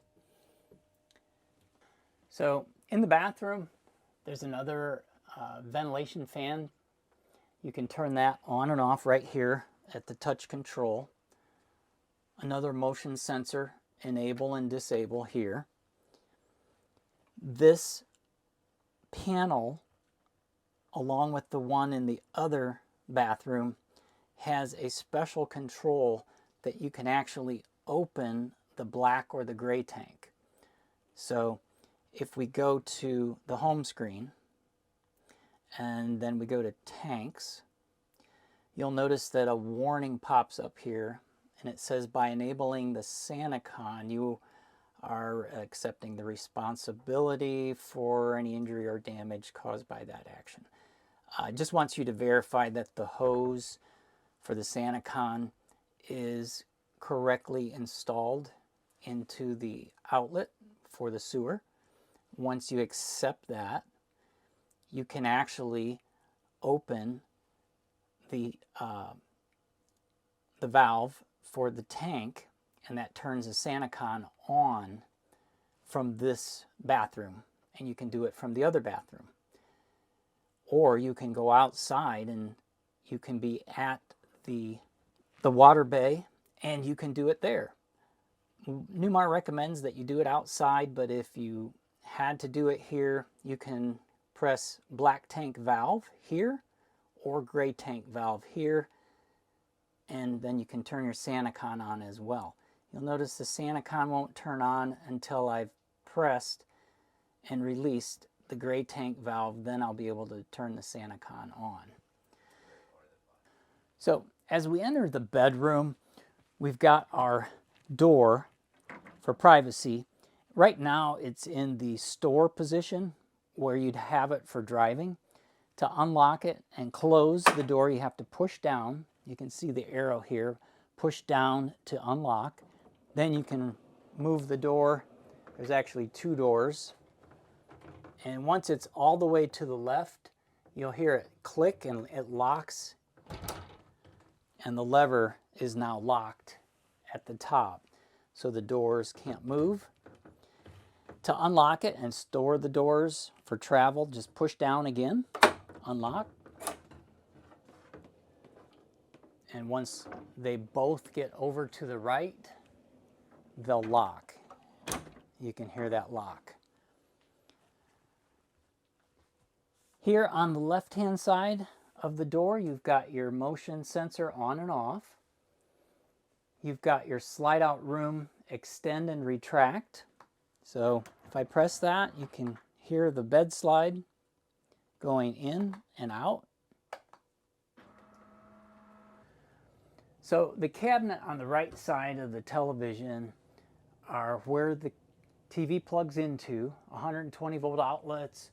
You've got your entertainment center plug, your roof mount coax cable if you have roof mount satellite, and of course your HDMI cord here, and they are labeled. This would be for your Blu-ray DVD.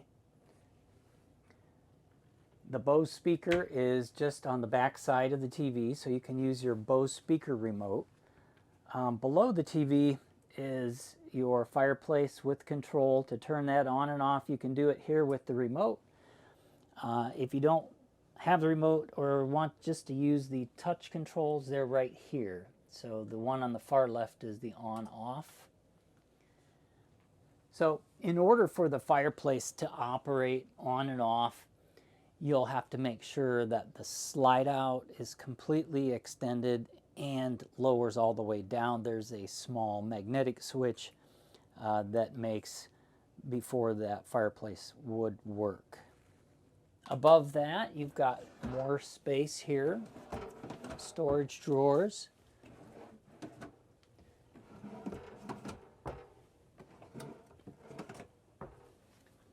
So here in the bedroom on the ceiling is your CO2 detector. This one should be tested weekly just by pressing the test button here. Press and hold and then release. You'll hear a series of tones. That tells you the battery and the unit is working. If you don't hear the series of tones, you'll need to squeeze the sides together and pull that cover down and check the battery. Replace it if needed, then put it back, up, it locks, and then do the test again with the push button to make sure it works. Your nightstand here has a charger. That's in the center icon marker. That's where you would put your phone for charging. The door here opens and there's a small slot that you can extend wires through that would come up here to the top. And there's a plug in the back, 120 volt plug with USB and USB-C charging ports. So you could plug those in and extend the wiring up here on the top of the nightstand if you like.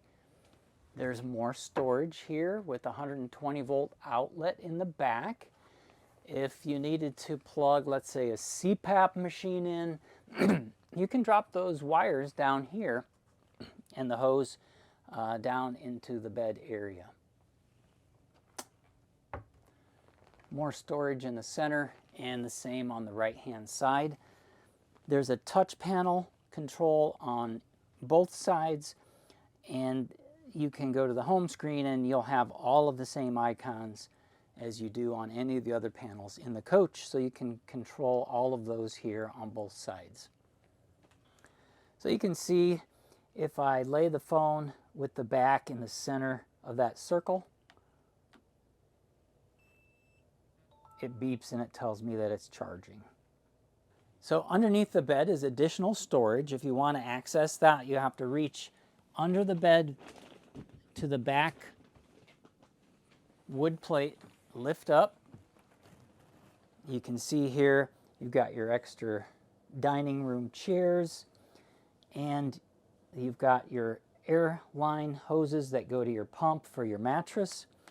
And you've got these access panels here that are screwed in. If you needed to, you can remove those screws and lift those up to access underneath the bed. As well as the 120 volt outlet on the inside of both nightstands, there's another 120 volt outlet here beside the bed. To fold the bed down, just reach at the top, push down.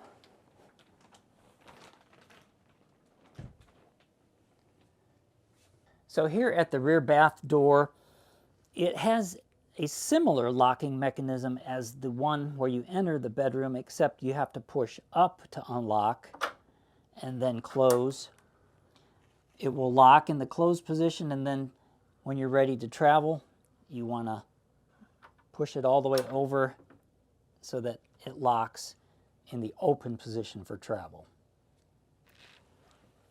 As you come into the rear bath, you've got the dual doors here for the dryer and the washer. The controls are here at the top. There is a notice on the front of the washing machine, just a warning to tell you that you need to have the outside drain cap open and the gray tank valve open while you're doing your laundry in a wash cycle. That's so that the gray tank doesn't fill up completely and overflow into the shower. So just make sure that you're connected to your sewer drain and that your gray tank valve is open when you're doing the wash.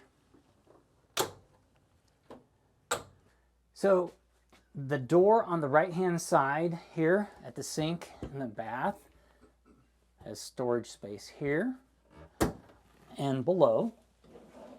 120 volt outlet that's GFCI protected. More storage here underneath the sink and drawers here. Another outlet on the left and more storage on the left-hand side, along with the motion sensor here, switch on and off. As we enter the rear bath, we have another touch panel, and it has the same controls as all the other ones in the house, except the additional one here in the center at the bottom for the aquamizer. So when you turn the aquamizer on, the blue line comes on telling you it's on. And if you look in the shower, the blue light is on the aquamizer there. If I press it again, the light goes out. Press it again, it's on. What does the aquamizer do? If you're ready to take a shower, you'd want to have the aquamizer turned on to save water.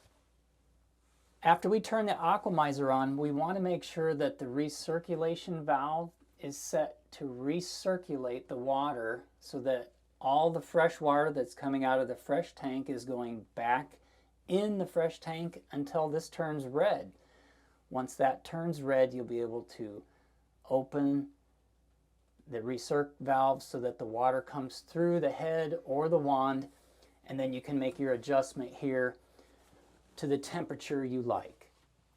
The aquamizer is saving you water that's coming out of the fresh tank instead of just pouring and going down into the gray tank until it gets hot. It's recirculating and recycling back into the fresh tank.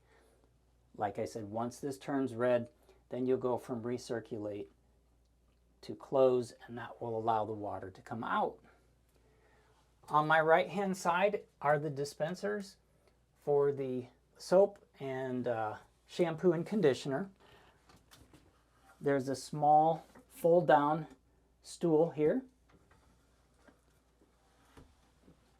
and the door, when it closes, has a small latch. It's magnetic, but for travel we recommend that you have that in the lock position to the left so that door won't open while you're traveling. The toilet operates the same way as the 1.5 bath. The touch controls are here to the left. As long as the back lighting is on with the green light, it's ready to be used.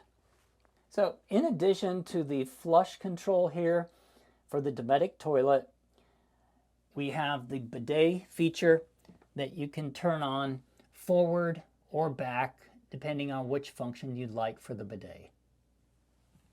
Just behind the toilet, there's an exit door in case there's an emergency and you need to get out of the coach.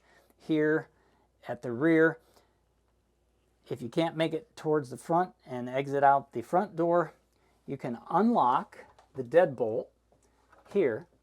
To the right is lock, to the left is unlock. But after you unlock the deadbolt, you still need to unlock the door here, which is to the right.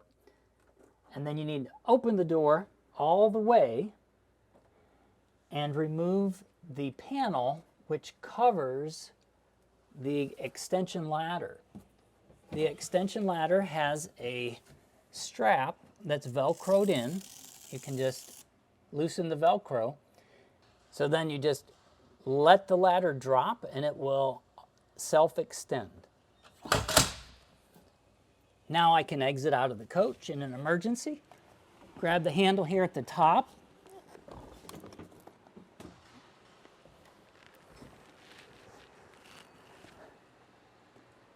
And I'm out. To put the ladder back, we just lift it up and it will retract. Here at the base, you want to lift that up and then push and put the Velcro strap back across to hold it. And the panel that we took off initially has magnets here. They just line up on both sides. Now we can close the door. So after you close the door, whether you do that from the inside or out, you want to lock the deadbolt again and lock the door. So at the back of the coach, I'm standing on the engine cover access. So if I wanted to allow someone to service the engine, or I wanted to show the shop where the engine cover is, this is it. To get this cover off to get into the engine, you're first going to remove this wood panel, and then you'll remove these black plugs, and inside of each one is a screw that will need to be removed. Then you can lift this cover up just enough to unplug the floor heat. Once that's done, you can completely remove this panel to access the engine. This panel goes back first. The plug would have to be plugged back in for the floor heat. Screws back in, and then the black covers, and then this wood panel would go back last. The rear closet has the slider door here. On the left-hand side is all of your access for closet, hanging space for clothes, and for footwear here. We have our safe and our main audio-visual cabinet there for all of our TVs and more storage. At the far wall is your appliance data sheet, which includes all of the appliance model and serial numbers that the coach was built with. So if you ever need to find out what an appliance was that might have been removed, that's the master list.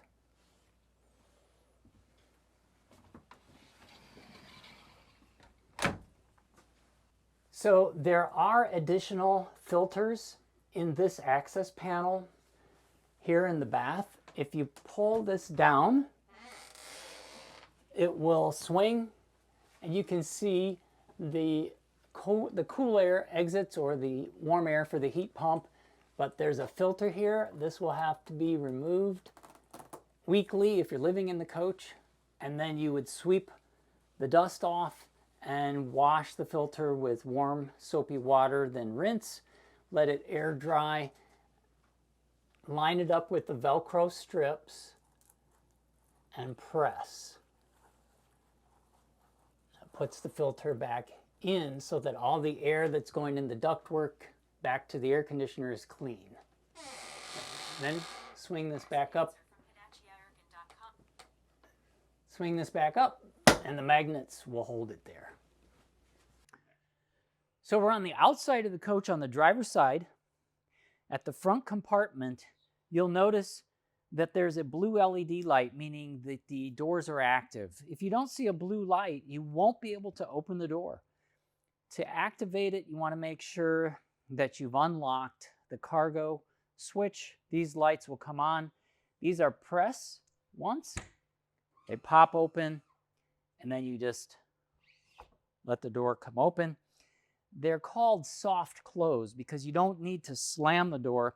this mechanism pulls it closed for you. So to close the door, just softly go over, and you can see it pulls in and locks. So now we're going to open up the main generator slide in the front of the coach. We're going to open our door again. And as long as the ignition key is on, we'll have power to our HWH control for that slide. Now we want to make sure and go up in front on both sides, make sure there's nothing in the way of that slide out, which we've done. It's called the generator slide or the gen slide. Press this switch here and it will extend. To close, just rock the switch the opposite way. So we're going to go and look in the generator slide area and go over some of the components before we close it. So as we move in, you can see here at the front firewall area is our windshield wiper solution bottle. Keep this full. This is your diesel filter for your ITR Oasis hydronic furnace and heat for hot water heating and for the hot air in your coach. So this needs to be changed once every 12 months. These are the control systems for your chassis. These are your street horns. Of course, this is your generator. Your Cummins generator can be turned on and off right here at the start-stop switch. So if I press the switch down, I'm going to start the generator. You'll see this light flash. It preheats and starts the generator. To turn it off, you just rock the switch downward towards stop. Now, if I'm running the generator, it powers up my main panel in the half bath. It goes through the transfer switch and then up in the house if I have this on. If for some reason this breaker for the generator is down or off, I won't get power from this into my house. So make sure that's turned up or on. Because if you're running your generator and you have no power, come out here and check it. If it's tripped, just go trip it all the way down and then back up to reset. There's a service panel here that you can remove to access and service. This is the fill for the antifreeze coolant. Up in the front here are my horns and headlights to replace bulbs. Just twist and open to replace bulbs. Now we're going to go around to the other side.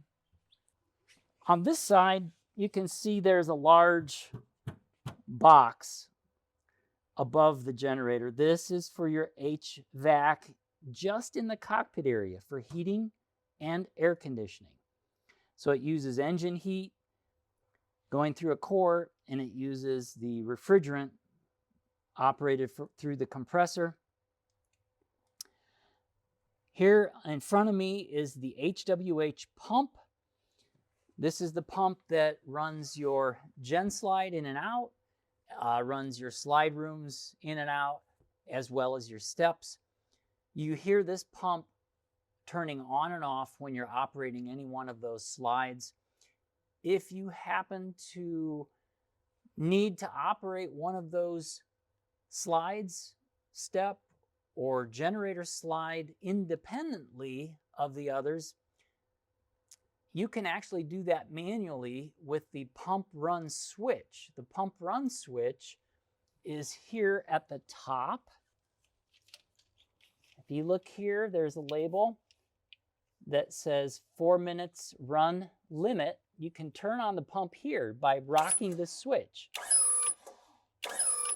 So if I rock that switch and I open one of the valves, let's say in the back here, one of my jack valves, if I flip that paddle up and I run my pump switch, that jack will go down. So keep that in mind.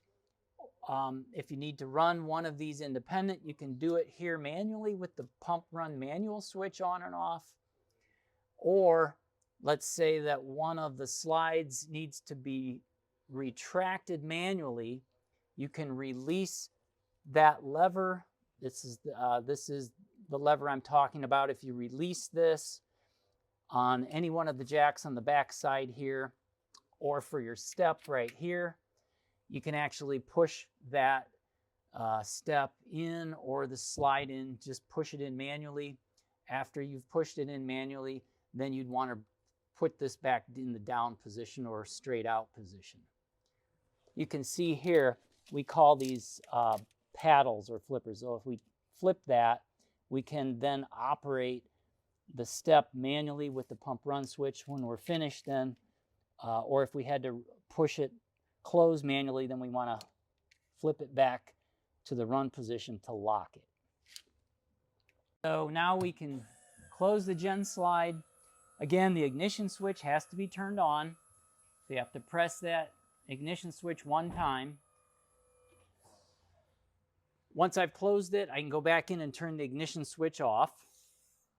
Soft close, just close it, pulls in automatically. The mirrors are adjustable from the inside with the electric switch. If there's not enough range of motion for adjustment, you can loosen these set screws. There's 3 of them, and you can tilt or turn the mirror. Or here at the base of the arm, you can remove this cap and adjust the bolt and move the whole arm forward or back for more adjustment. Of course, here at the front of the coach, you've got your mobilize sensor, your camera, your marker lights, and in this area behind this bumper area is your sensor for your lane mitigation system. So this will actually apply the brakes if you have that turn system turned on, or it will adjust for adaptive cruise, but you want to keep this clean. In other words, if there's ice or snow on this area, clean that off so that your system continues to operate safely. When your lights are turned on, your main headlights, bright and dim, are here, and your fog lights are here. If your fog lights are on, the bright lights will turn on, but your fog lights will turn off automatically. Of course, this is your turn signal, and these are your marker lights, or LED. So there's a blind spot detection system on both sides of the coach. You'll notice that there is a small triangle that is illuminated. So whenever there's anything in this lane or the other, that gives you a warning so that you don't change lanes. It might be in your blind spot. Those sensors are in the front and the back of the coach as well as in the middle. The door awning above the entrance door can be opened and closed with the touch panel on any one of the touch panels inside. Just below the door awning is your patio light. Below that, you've got your entrance door handle and door handle. So here at the entrance door handle and the Trimark door unlock and lock handle, there are separate locks. The top lock is deadbolt only, and this door handle will not open and close the deadbolt. You have to use the main Trimark key. It's slightly larger than the one for the door. So the big one is for the top, and the little one's for the bottom. So to unlock and lock the deadbolt is this one. And then for the door handle, it's this one. Lock and unlock. That's for manually locking it. I can use the key fob, lock and unlock, or for the baggage doors, lock and unlock.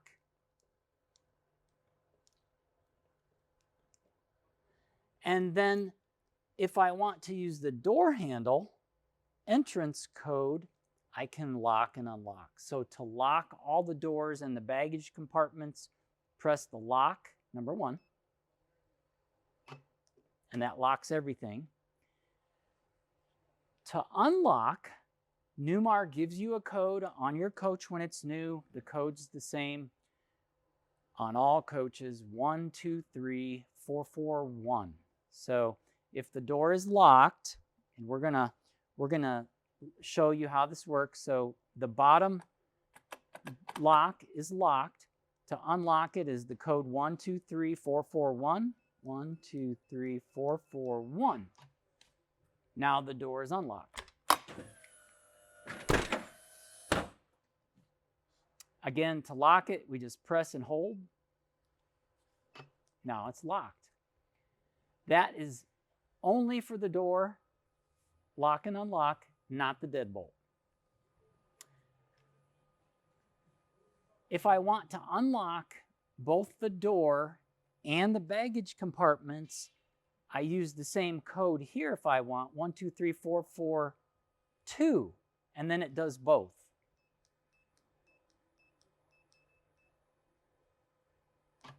Now it unlocks both the door and the baggage compartments. To lock and unlock the door, the entrance door from the inside, this is the deadbolt, and this is the door. So if I want to lock from the inside, I can do that right here. That's lock, and that's deadbolt. Now I'm locked in. Unlock, unlock. When I close this door, it goes into this latch. There are 2 separate latches that it can close into, believe it or not. A soft latch and a firm latch, or one that's closed but not all the way for travel is the soft close. You'll notice the door isn't quite flush. That's if, like, someone's inside taking a nap, you just close the door softly. But if you're traveling or ready to travel, you want to make sure to close it firmly into the second latch. So to close it for travel, you have to close it with more force to get it to go into that second latch. Now it's flush, so you won't have any air noise. But again, you can just close it soft into the first one if someone's inside taking a nap. Once you take delivery of your coach and you're the owner, you should change the code from 123441 to your own code. You'll need to reset the Trimark module and then enter your own code, 5 digits, twice. Once you do that, remember what code you set so that only you know how to unlock and lock your door lock. So once you take delivery of your coach, the code that is preset by Newmar, the 123441, to lock and unlock the door should be changed. On the left-hand side of the steering column, about halfway down, is a small button that you press. Once you press that, this starts to beep. Enter your new code, 5 digits, your own choice of numbers. After you enter it once, enter it one more time, and then you've got a brand new code to lock or unlock your door here. You should do that for protection and so that nobody else knows your code. As you notice, the steps will always come out when I open the door unless I press the step override. So let's show you how that works. If I open the door, the steps come out. And if I close, they will go closed. All right, to override that, if I just want to leave the steps out, right above the steering wheel in that upper cabinet, there's a step switch. I'm going to press that switch.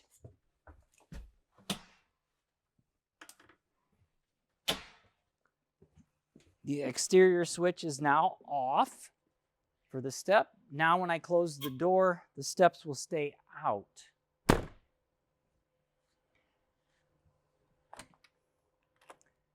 There is a screen door here, so you can leave this door open and close the screen right here. It locks automatically. To unlock it or to open the screen, just push down here to unlock, and it will open by itself.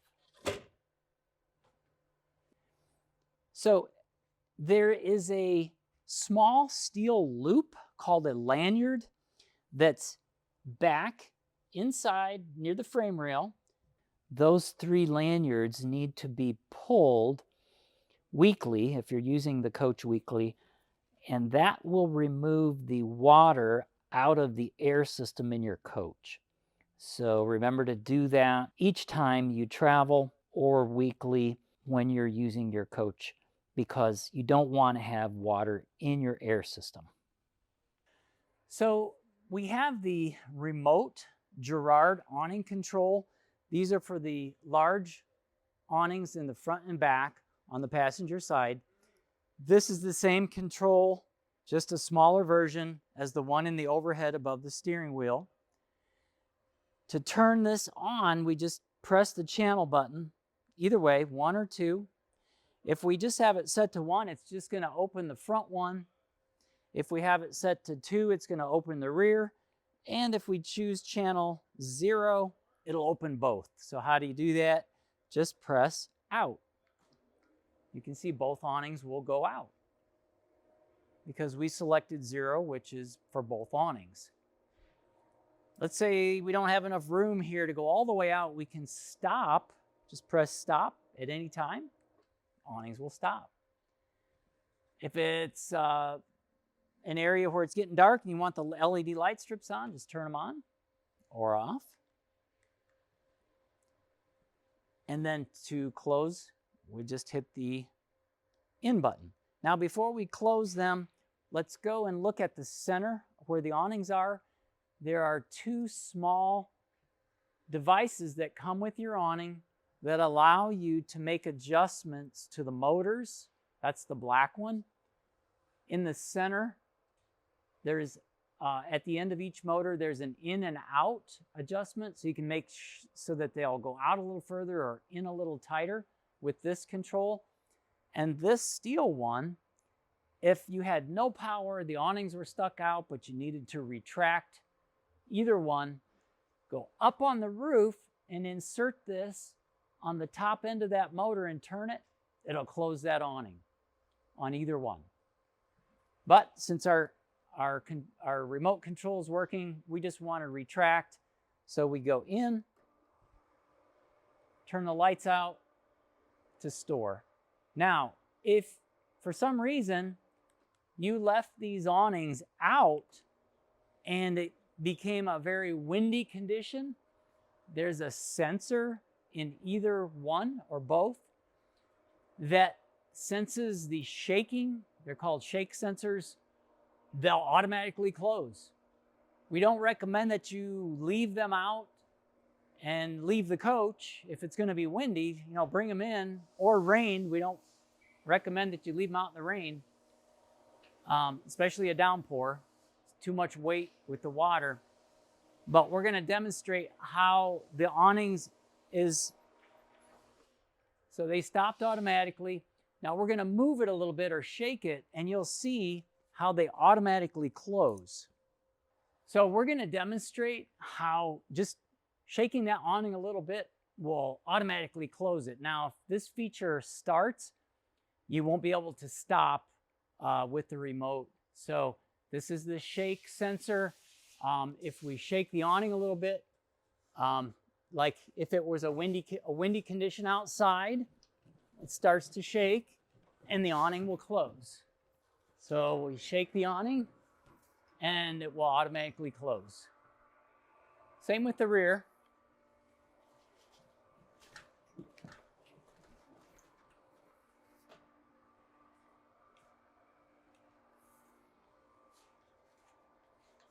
Same with the rear. So that's how it would operate in a windy condition. And that sensitivity can be adjusted so that it's a little more sensitive so it doesn't have to move as much before it automatically closes. Just check with your service tech and he can make that slight adjustment. So here is your fuel door. Just open, twist the cap off, fill with diesel. There's a door identical to this on the other side. It fills the same tank. Close when you're finished. Marker light, docking light. In our first compartment back, again, these are soft open and close. As long as this is illuminated, just press it once. The door releases. Now we just open it. So in the first compartment here, you can see that Newmar installed the electronics for all of the lighting functions, shades, in all of the coach, front to rear. The MyOM and other controls here for your HWH system. Sensors that should remain plugged in to sense 120 volt circuits. You can see all the LED lights that are lit up. These are green when a lighting system is turned on. So all of these that are lit up, living room, sofa, window, bedroom, countertop, those are all turned on at the moment. If they're turned off, the LED light goes out. These are all FET boards here, except the one up on the top is a relay board. They have relays. So these are field effect transistor boards that turn the lights on and off. This is a relay board. They use the relays to turn on and off things like your aquamizer, your water pump. Since they draw a little more amperage, they use relays. Again, when you close these doors, you don't want to slam them. You just want to touch them closed, and they'll pull in automatically. Make sure you don't have anything like your fingers in between there, because it will pinch. Press once. Open. It's our second compartment back. We've got the automatic slide tray. You see here there are spare tiles here. These match the floor color that's installed in your coach. These came from the same lot number of the tiles that we installed in your floor. This is your accessories for your Intervac, along with additional tiles for your floor, the longer ones. Press up to close.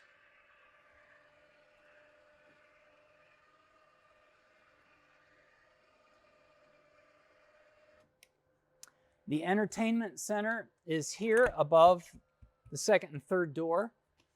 The key that opens this compartment, if you have it locked, is the purple one. So you'd want to insert and unlock. And this is our television. It is adjustable. Just pull out and rotate to the direction you want. The Bose speaker can be operated with the TV or separately if you want to Bluetooth it. The remote's inside the drawer inside the kitchen. This is your 120 volt plug to operate these TV and Bose, along with additional 120 volt outlet.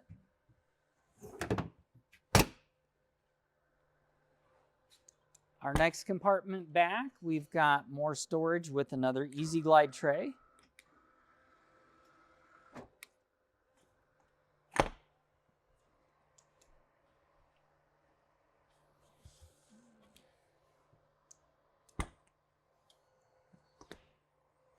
And our basement freezer. This is a Dometic freezer. It's on a manual tray, so you have to lift that up and pull it out.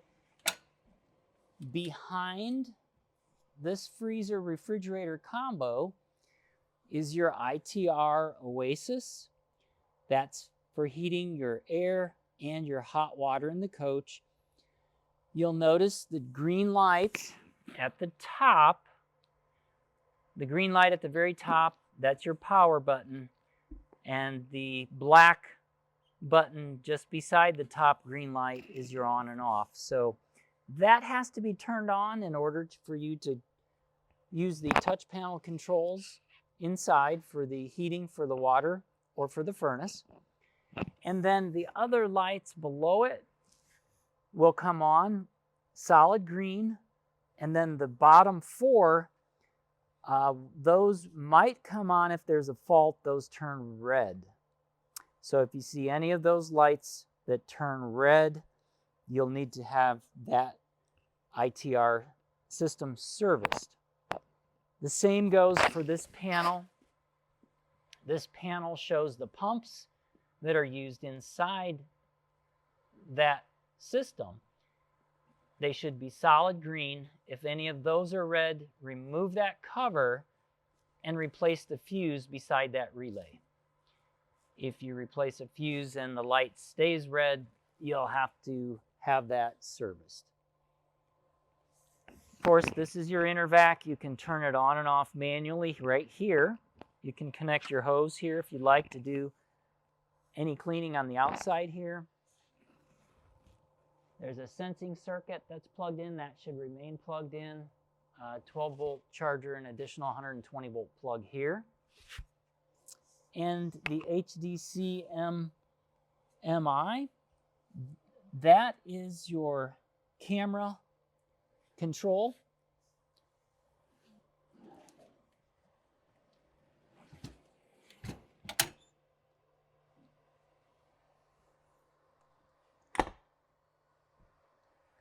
Our next compartment back is your tool crib area. So we're back here just in front of the tag axles, and the small door that you see here doesn't swing to the right or left. It actually lifts up. So when you press this, you'll hear a click, but it doesn't show any gap on either side because you have to lift it up, and then you'll be able to lift it a little higher. And inside of this compartment, you'll see there's the lock mechanism, and this works when the blue light is lit. If you need to access this compartment and the blue light isn't lit because, let's say, your batteries are dead and you need to reset your BMS, you can manually pull this lever, which is underneath the door, and you can't really see it too well when the door is closed, but that will unlock the bottom door lever lock, and then you can open this door up so you can get into this compartment. In the event that you had dead batteries, the BMS, which is at the back at the top, has a small button that you can press, and you can see the light is glowing right now here on the right-hand side. You can see a faint blue light reflection on my finger. So if the batteries had gone to the last 10%, the BMS might have shut off. You won't see this glowing blue light. This is just the same LED light that displays in the overhead of the interior of the coach at the driver's seat. You can come in here and press that down and release, and that will allow the BMS to turn on so that you have battery power in the coach. If that happens, you're at the last 10% of your battery power, so you either need to plug the coach in or turn the generator on. Those are the batteries for your coach, your house batteries. The left-hand side are the fuses, the 12-volt fuses. These are replaceable type fuses. These are resettable type fuses. So just beside these resettable fuses, and we talked about how they reset. If the yellow or the red tab comes out, you press it back in to reset those. Each one of these has a legend down here. So if you see one that's tripped, you can look at the number, find that number on the legend. Let's say, for instance, F31 tripped up here. I can come down here to F31 here, and I see that it is the PDB lock, and then I can reset that. The mini breakers here, they also have a small reset tab on the bottom. So if any one of these mini breakers need to be reset, you'll have to reach in here with your pinky finger and push up on the bottom of those breakers to reset whichever one needs to be reset. They're labeled B1 through B8. So let's say our SantaCon wasn't working, that's B8. I would go over to the B8, which is at the end, reach under the bottom of that mini breaker, press it up to reset the SantaCon. On the right-hand side here, you can see these small tan boxes are the relay boxes for the appliances and the controls. For instance, your energy management system. Over here, you've got your Onan generator. Up here, you have your Oasis ITR. The main display control board is here. You'll notice that when these boards are receiving power and operating, they have LEDs that are lit up and the LEDs flash. That means that they're on the network. If you don't see the flashing light on those boards on the inside, that means they're not on the network like they should be. You'll notice beside those, we have the 120 volt plugs. These are sensors that need to be remain plugged in. These two plugs at the bottom are going to the BMS on both sides. These need to be left plugged in case your battery did go to the last 10%. The BMS is going to wake up when you turn the generator on or your shore cord is plugged in, so that when you hit the blue button, let's say it was out, you press it in, it senses that it's plugged in. This is converting 120 volt to 12 volt so that the BMS is receiving 12 volt and will allow the batteries to be charged. This plug is also a sensing plug to let this board know and displays that you have 120 volt on your interior panels. Another docking light, a window awning. The window awning can be opened and closed from the panel inside. The slide topper awning that's above this slide out opens and closes with the slide and covers the top of the slide to keep it from getting rained on.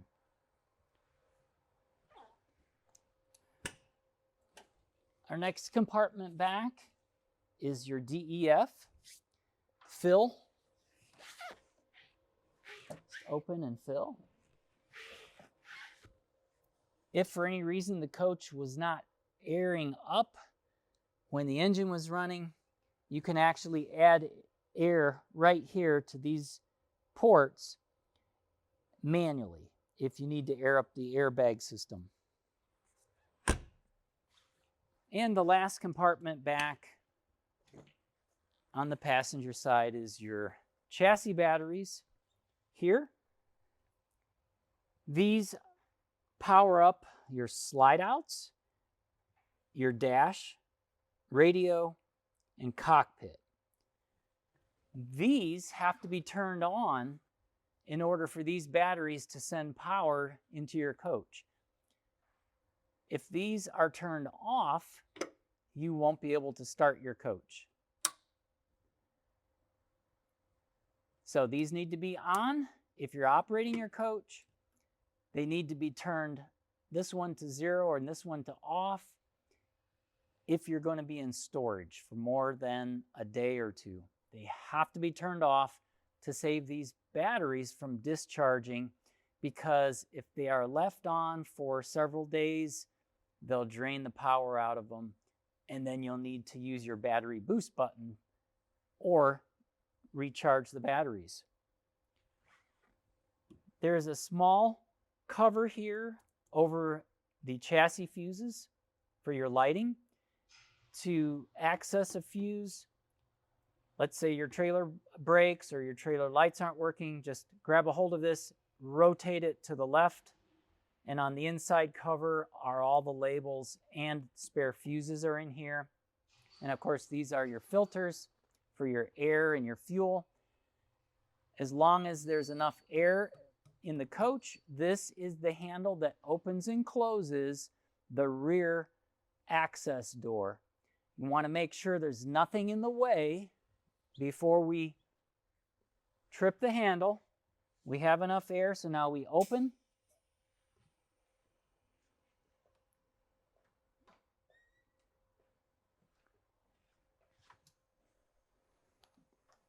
Now we can see our engine compartment.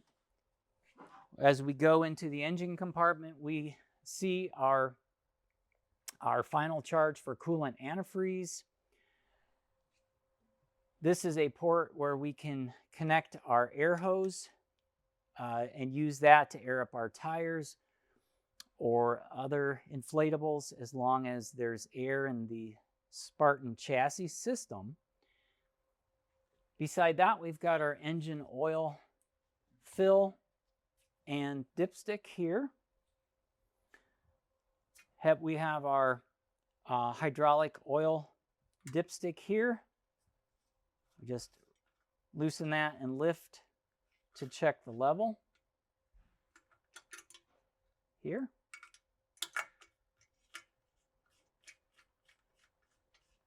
To preheat the engine on cold starts, this needs to be plugged in, and the engine preheat, the block needs to be turned on at the panel.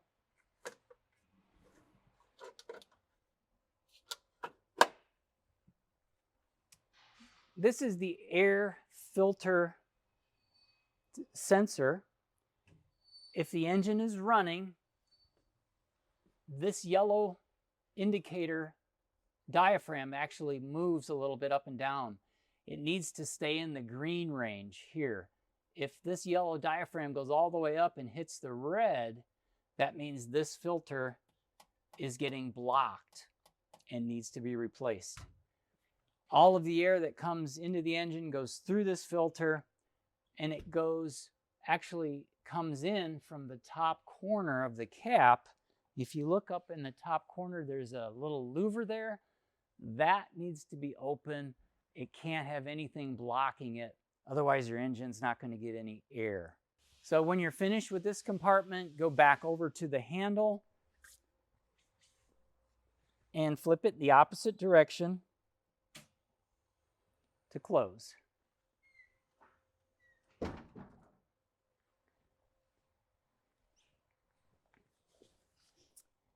You've got your Air Force One connection here for your brakes, your regular trailer brake Bargman plug, and of course your hitch,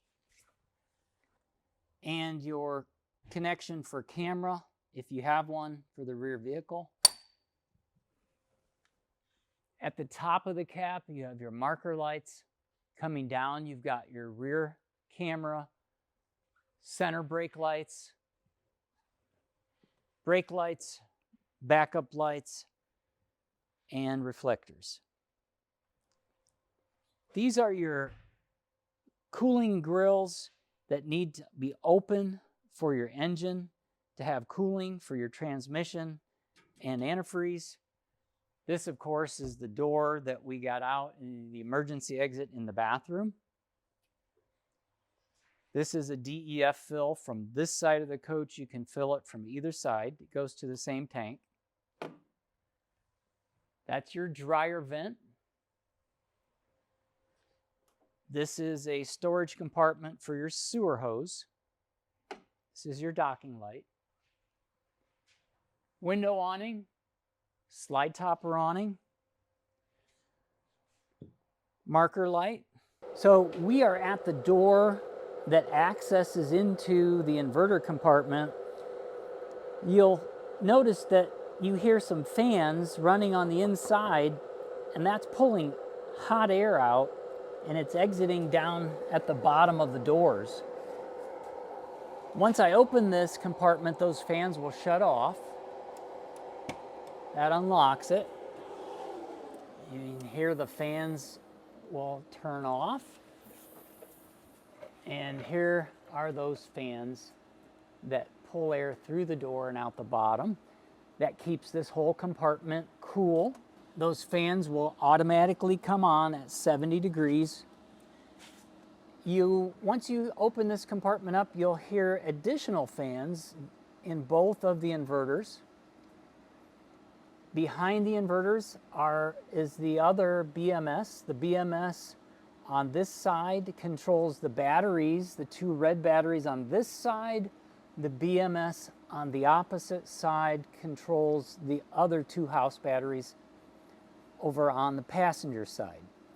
This compartment has the same type of unlock mechanism that you can use manually if the blue LEDs are not lit up, but you want to open the door. Just pull this lever, it unlocks, and you can open this door. Again, you may have to do that to access, to check fuses.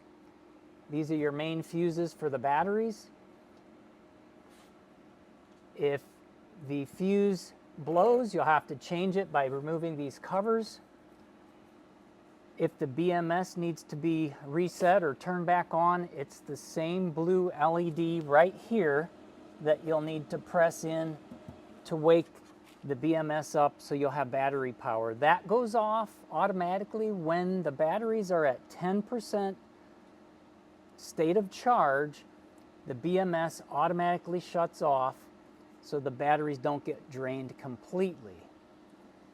The wiring schematic for this compartment and all of the battery connections are on the side cover panel here that shows where the wiring is routed right on that schematic. The inverters on this side have to be turned on, both of them, initially for the panel display in the overhead to be used as the control. In other words, if this is not turned into the on position on both, the panel in the overhead on the inside will not be able to be displayed or lit up. So this is the first step, turn both inverters on, and then you can use the interior control panel to turn these to different settings and view what they're doing on that display inside. So these are the mini breakers for the heating pads under each of the batteries. If they need to be reset, the small button on the side here would pop out and you would have to press it back in. So this is our water bay compartment. In our water bay compartment, starting here on the right, is our shower for rinse. So when we're done with using the functions in this, we can use this to clean the hoses or our hands. Here is the faucet to operate that on and off, hot and cold. So this is the container for the whole house filter. To install the whole house filter so that all the water that's coming into the house is clean, you would install the handle and rotate tight. This is loose or off. Once you get it loose, you can just move it by hand.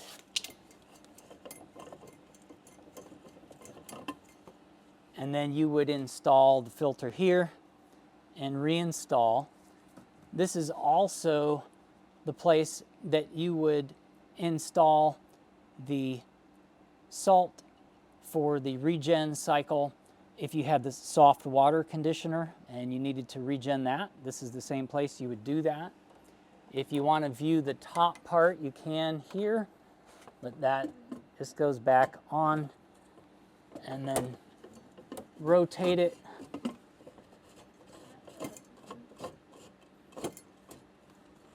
And then to tighten it, in here and tighten. So that's gonna keep your water clean with that new filter. You want to take the filter out if you're going to winterize. Winterizing takes place right here with this small hose. This hose draws water into and through the canister into the fresh tank and in all of the lines inside the coach just by rotating these two valves and then turning the water pump on. It will draw the winterizing solution through here into all of your appliances. The instructions for winterizing are right here at the top. The cold and hot water line low point drains are here. So those would be turned to open and drain all the water lines before you winterize and then close them. Just to the left of those, you have your gray tank rinse and your black tank rinse, so that after you've drained those two tanks, you would connect a hose one at a time and then rinse that tank. And while you're rinsing it, you want to have your Sanacon on or your manual drain open. Whether you're draining the black or the gray tank, you want to have that open. When you're finished, put the caps back on.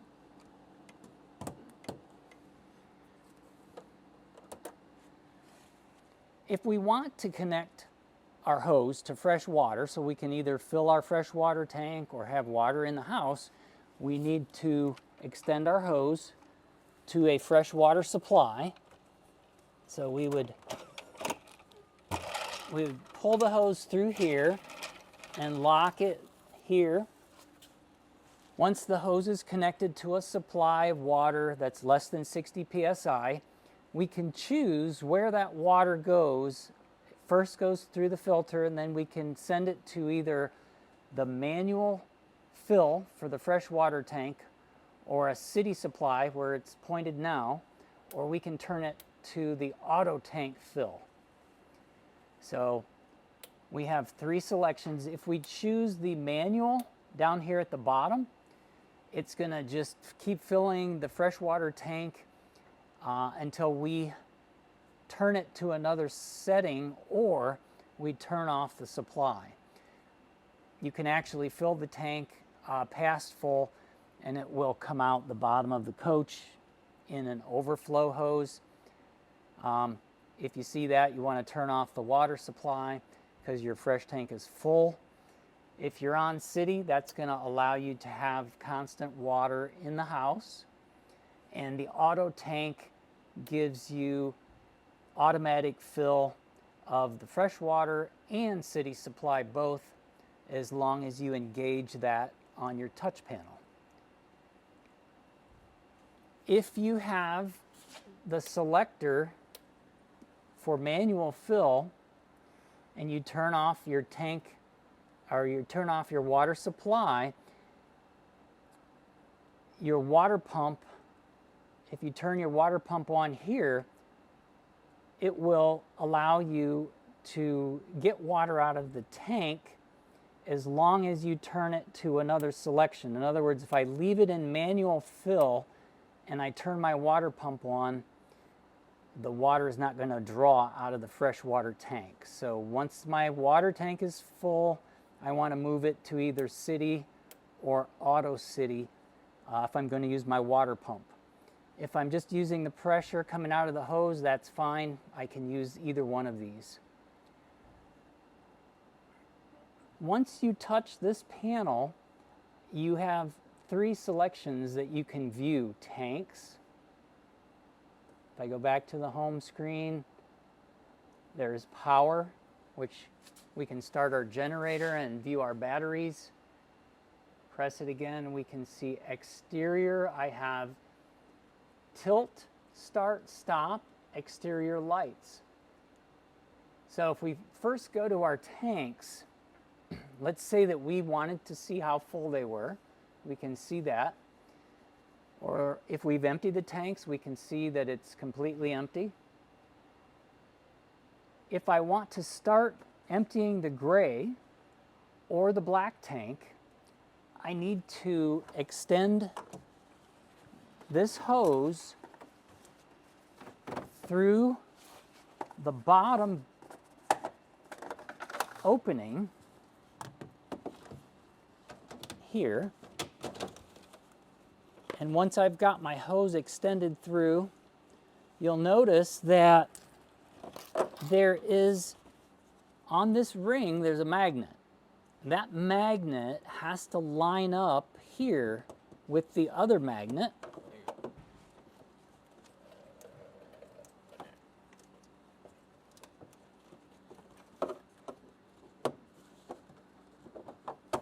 And it has to fit right beside it like that. And that will allow you to turn the gate valves on and off. If that round disc is pushed up or is not lined up with the other magnet and all the way fully inserted like that, you won't be able to automatically turn on the gray or black gate valves open or closed, and the SantaCon won't come on if you don't have that all the way down with the magnets lined up. So let's say that we're ready to empty out the gray tank. We want to make sure the cap is open here. That's inserted in the sewer drain. Once we've got that done, we'll come up to our panel, go to tanks, and we have to accept this display warning here. You accept that to verify, and now you can see here at SantaCon status is ready. Now we can either click on black tank valve or gray tank valve, and then you'll see the valve will open right here when I press on either one of those, and then I can press SantaCon on, and that will empty the tank. So now we're ready to empty the black tank or the gray tank. We're going to do the black tank first, followed by the gray tank, so it rinses all the black water out of the hose and SantaCon. So we'll open the black first, come up here, here's the black tank. When I press that, the blue line will show underneath, and this will come out towards us. So now the black tank is open. We can turn the SantaCon on, and it will empty the black tank. SantaCon off,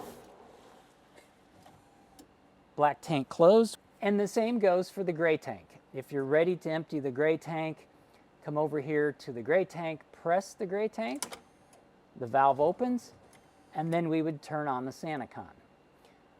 We're not doing that right now because we don't have it into a sewer. If we want to manually drain the black or the gray tank or both, we can do that through this valve. We would have to have the short or the smaller diameter one removed. If you want to empty the black or the gray tank manually, you can do it by connecting your large drain hose here and out the bottom. Then you will have to remove the small lock that's going on to the lever on both. Just lift and raise to the left and down to the bottom. So now I can manually open these. That's gray, this is black. Once I do that, it will drain out here when I pull this valve up. So that's the manual way to do it. If I want to continue to just do it through the SantaCon, with my controls automatic, I can just lock these back down here, and this one would go up. Now I can use the control panel to do it through the SantaCon if this is through and my magnets lined up. So you can either do it electronically through the SantaCon, or you can do it manually through the large connection hose here. As long as you unlock these, you can pull these out manually and lift this up manually. When you're finished, you can use the shower to rinse, then retract all hoses and put the cap back on. So there's an exterior spigot here. If you need to connect here with an additional hose, you've got your water supply here for cold water. This door is for the separate or individual shutoffs of your water heater, lav, ice maker shower, exterior faucets. If I want to turn any one of those lines off in the house, let's say I wanted to change out the washing machine, or I just wanted to shut the shower off, you can do that manually right here. Let's say for the shower, I can turn the valve this way, and that's going to turn the shower off. It turns the hot off. You see these on the bottom are red, so I'm turning the hot water off to the shower. If I want to turn the cold water off to the shower, I would turn the one on the top here clockwise, and that turns the cold water off to the shower. If I want both off, then I do both. So I can individually shut off the water to any one of my showers, faucets, or appliances. Anytime you wanted to check an appliance or faucet for service or perhaps a leak, you can turn that individual location off right here. When you're ready to travel and you want to retract your hose, press the retract button here, and that will coil the hose back up. Now we can close the door. In our next compartment forward, we have our cord reel. Our cord reel is plugged in at the moment. When you pull the cord manually out of the reel, it stores here so you can close the door. And then to reel it back in, you release it out of the rubber catch here and press this switch here to coil it back up.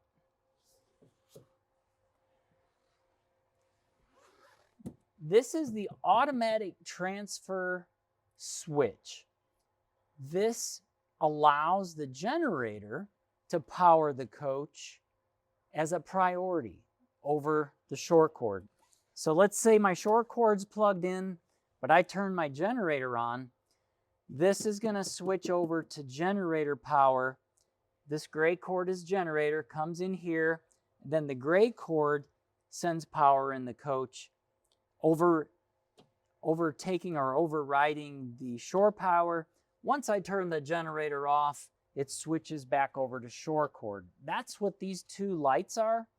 The two red lights shows I have leg 1 and leg 2 power. Those are also displayed here at the monitor, leg 1 and leg 2, and I can scroll the screen up and down to see the voltage coming in on line 1 and 2, as well as the amperage. So in addition to these two lights being on, line 1 and 2, they also display here on this panel. If these lights are flashing, then I have a fault, which I need to have checked for service. There's a small cap. This is a service port to check the network. If you have an omniscope, that's where the omniscope would plug into. This is the cable connection for inside the coach. If you have cable at your park, this is where you plug the cable in. Again, You have to scan your channels and your TV for all the cable channels to show up. In addition to that, to watch cable, you have to make sure your line guard antenna is turned off to watch cable. There is an additional plug here that you can use and run it through either one of these back to your trailer if you want to have an additional power source for a tow vehicle or another trailer that you want to plug in here.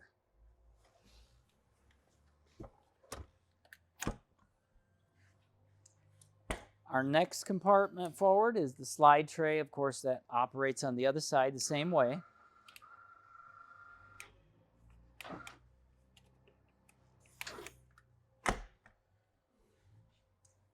And our next compartment forward is the other slide tray.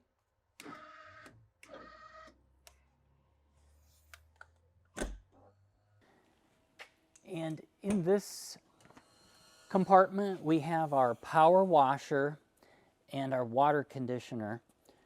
We'll pull this tray out so you can take a look at it closer up.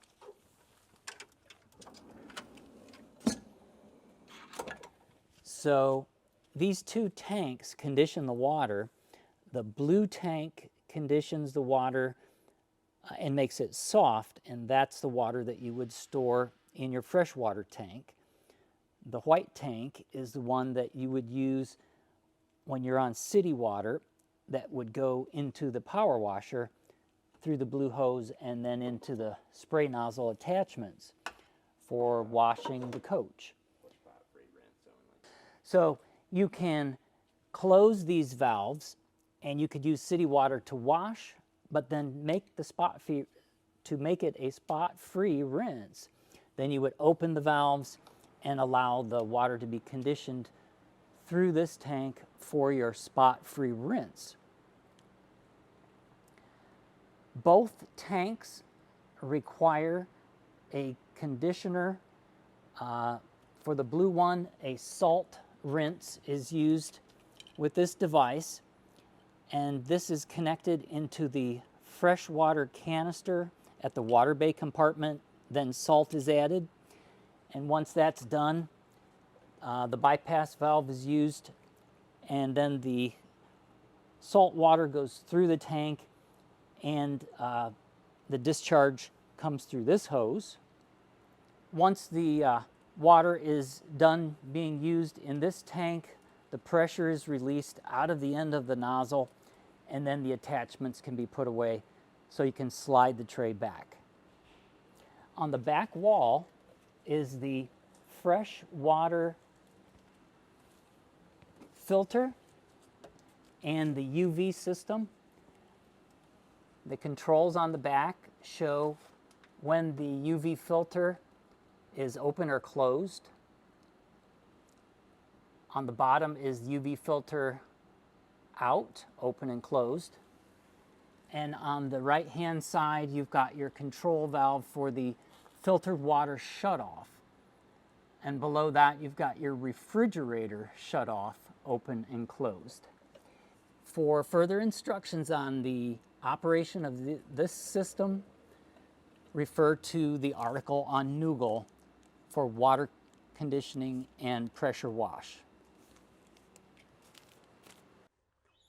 You have docking light, marker light, fuel door fills the same tank on the other side. And you'll notice that the gap, or what we call the reveal, is pretty much the same on the side, bottom, and on both ends of this slide out.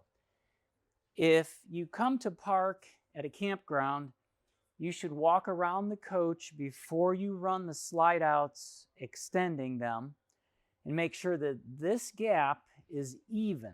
If these are touching, you'll need to level the coach in a more level area, because you don't want this trim to rub on this fascia trim here to rub on the Z trim. Make sure these gaps are pretty much even on the ends and the top and bottom before you open or close the slide room. And of course, this is the door that we looked at earlier for the HWH front slide, for the gen slide, the generator slide. And these are fuses for the cockpit. These are the ones that Newmar adds.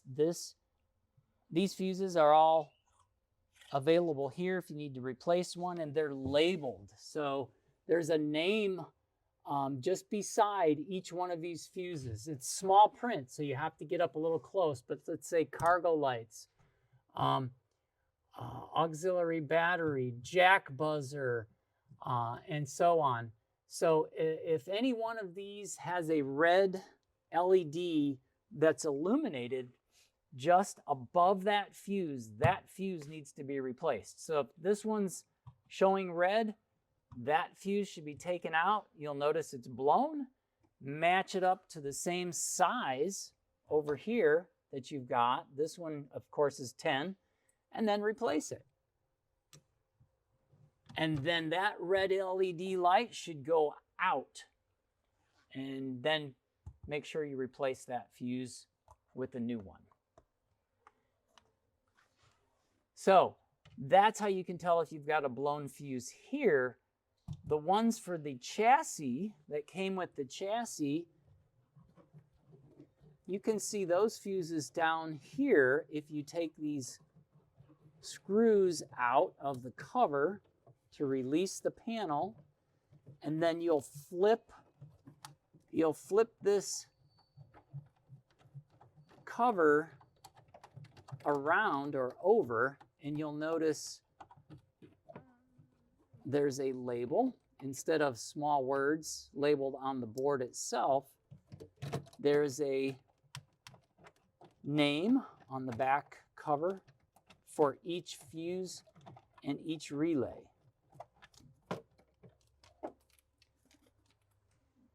So let's say, for instance, your jacks weren't working, or you didn't have heat in your seat.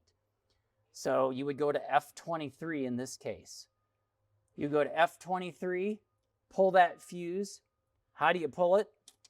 Here's your fuse puller right here.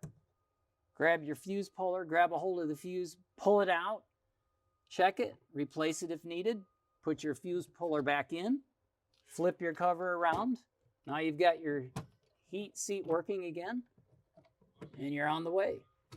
Put your cover back on, screw it back tight. And again, this is a soft close door here. Just soft close, and it'll pull in by itself.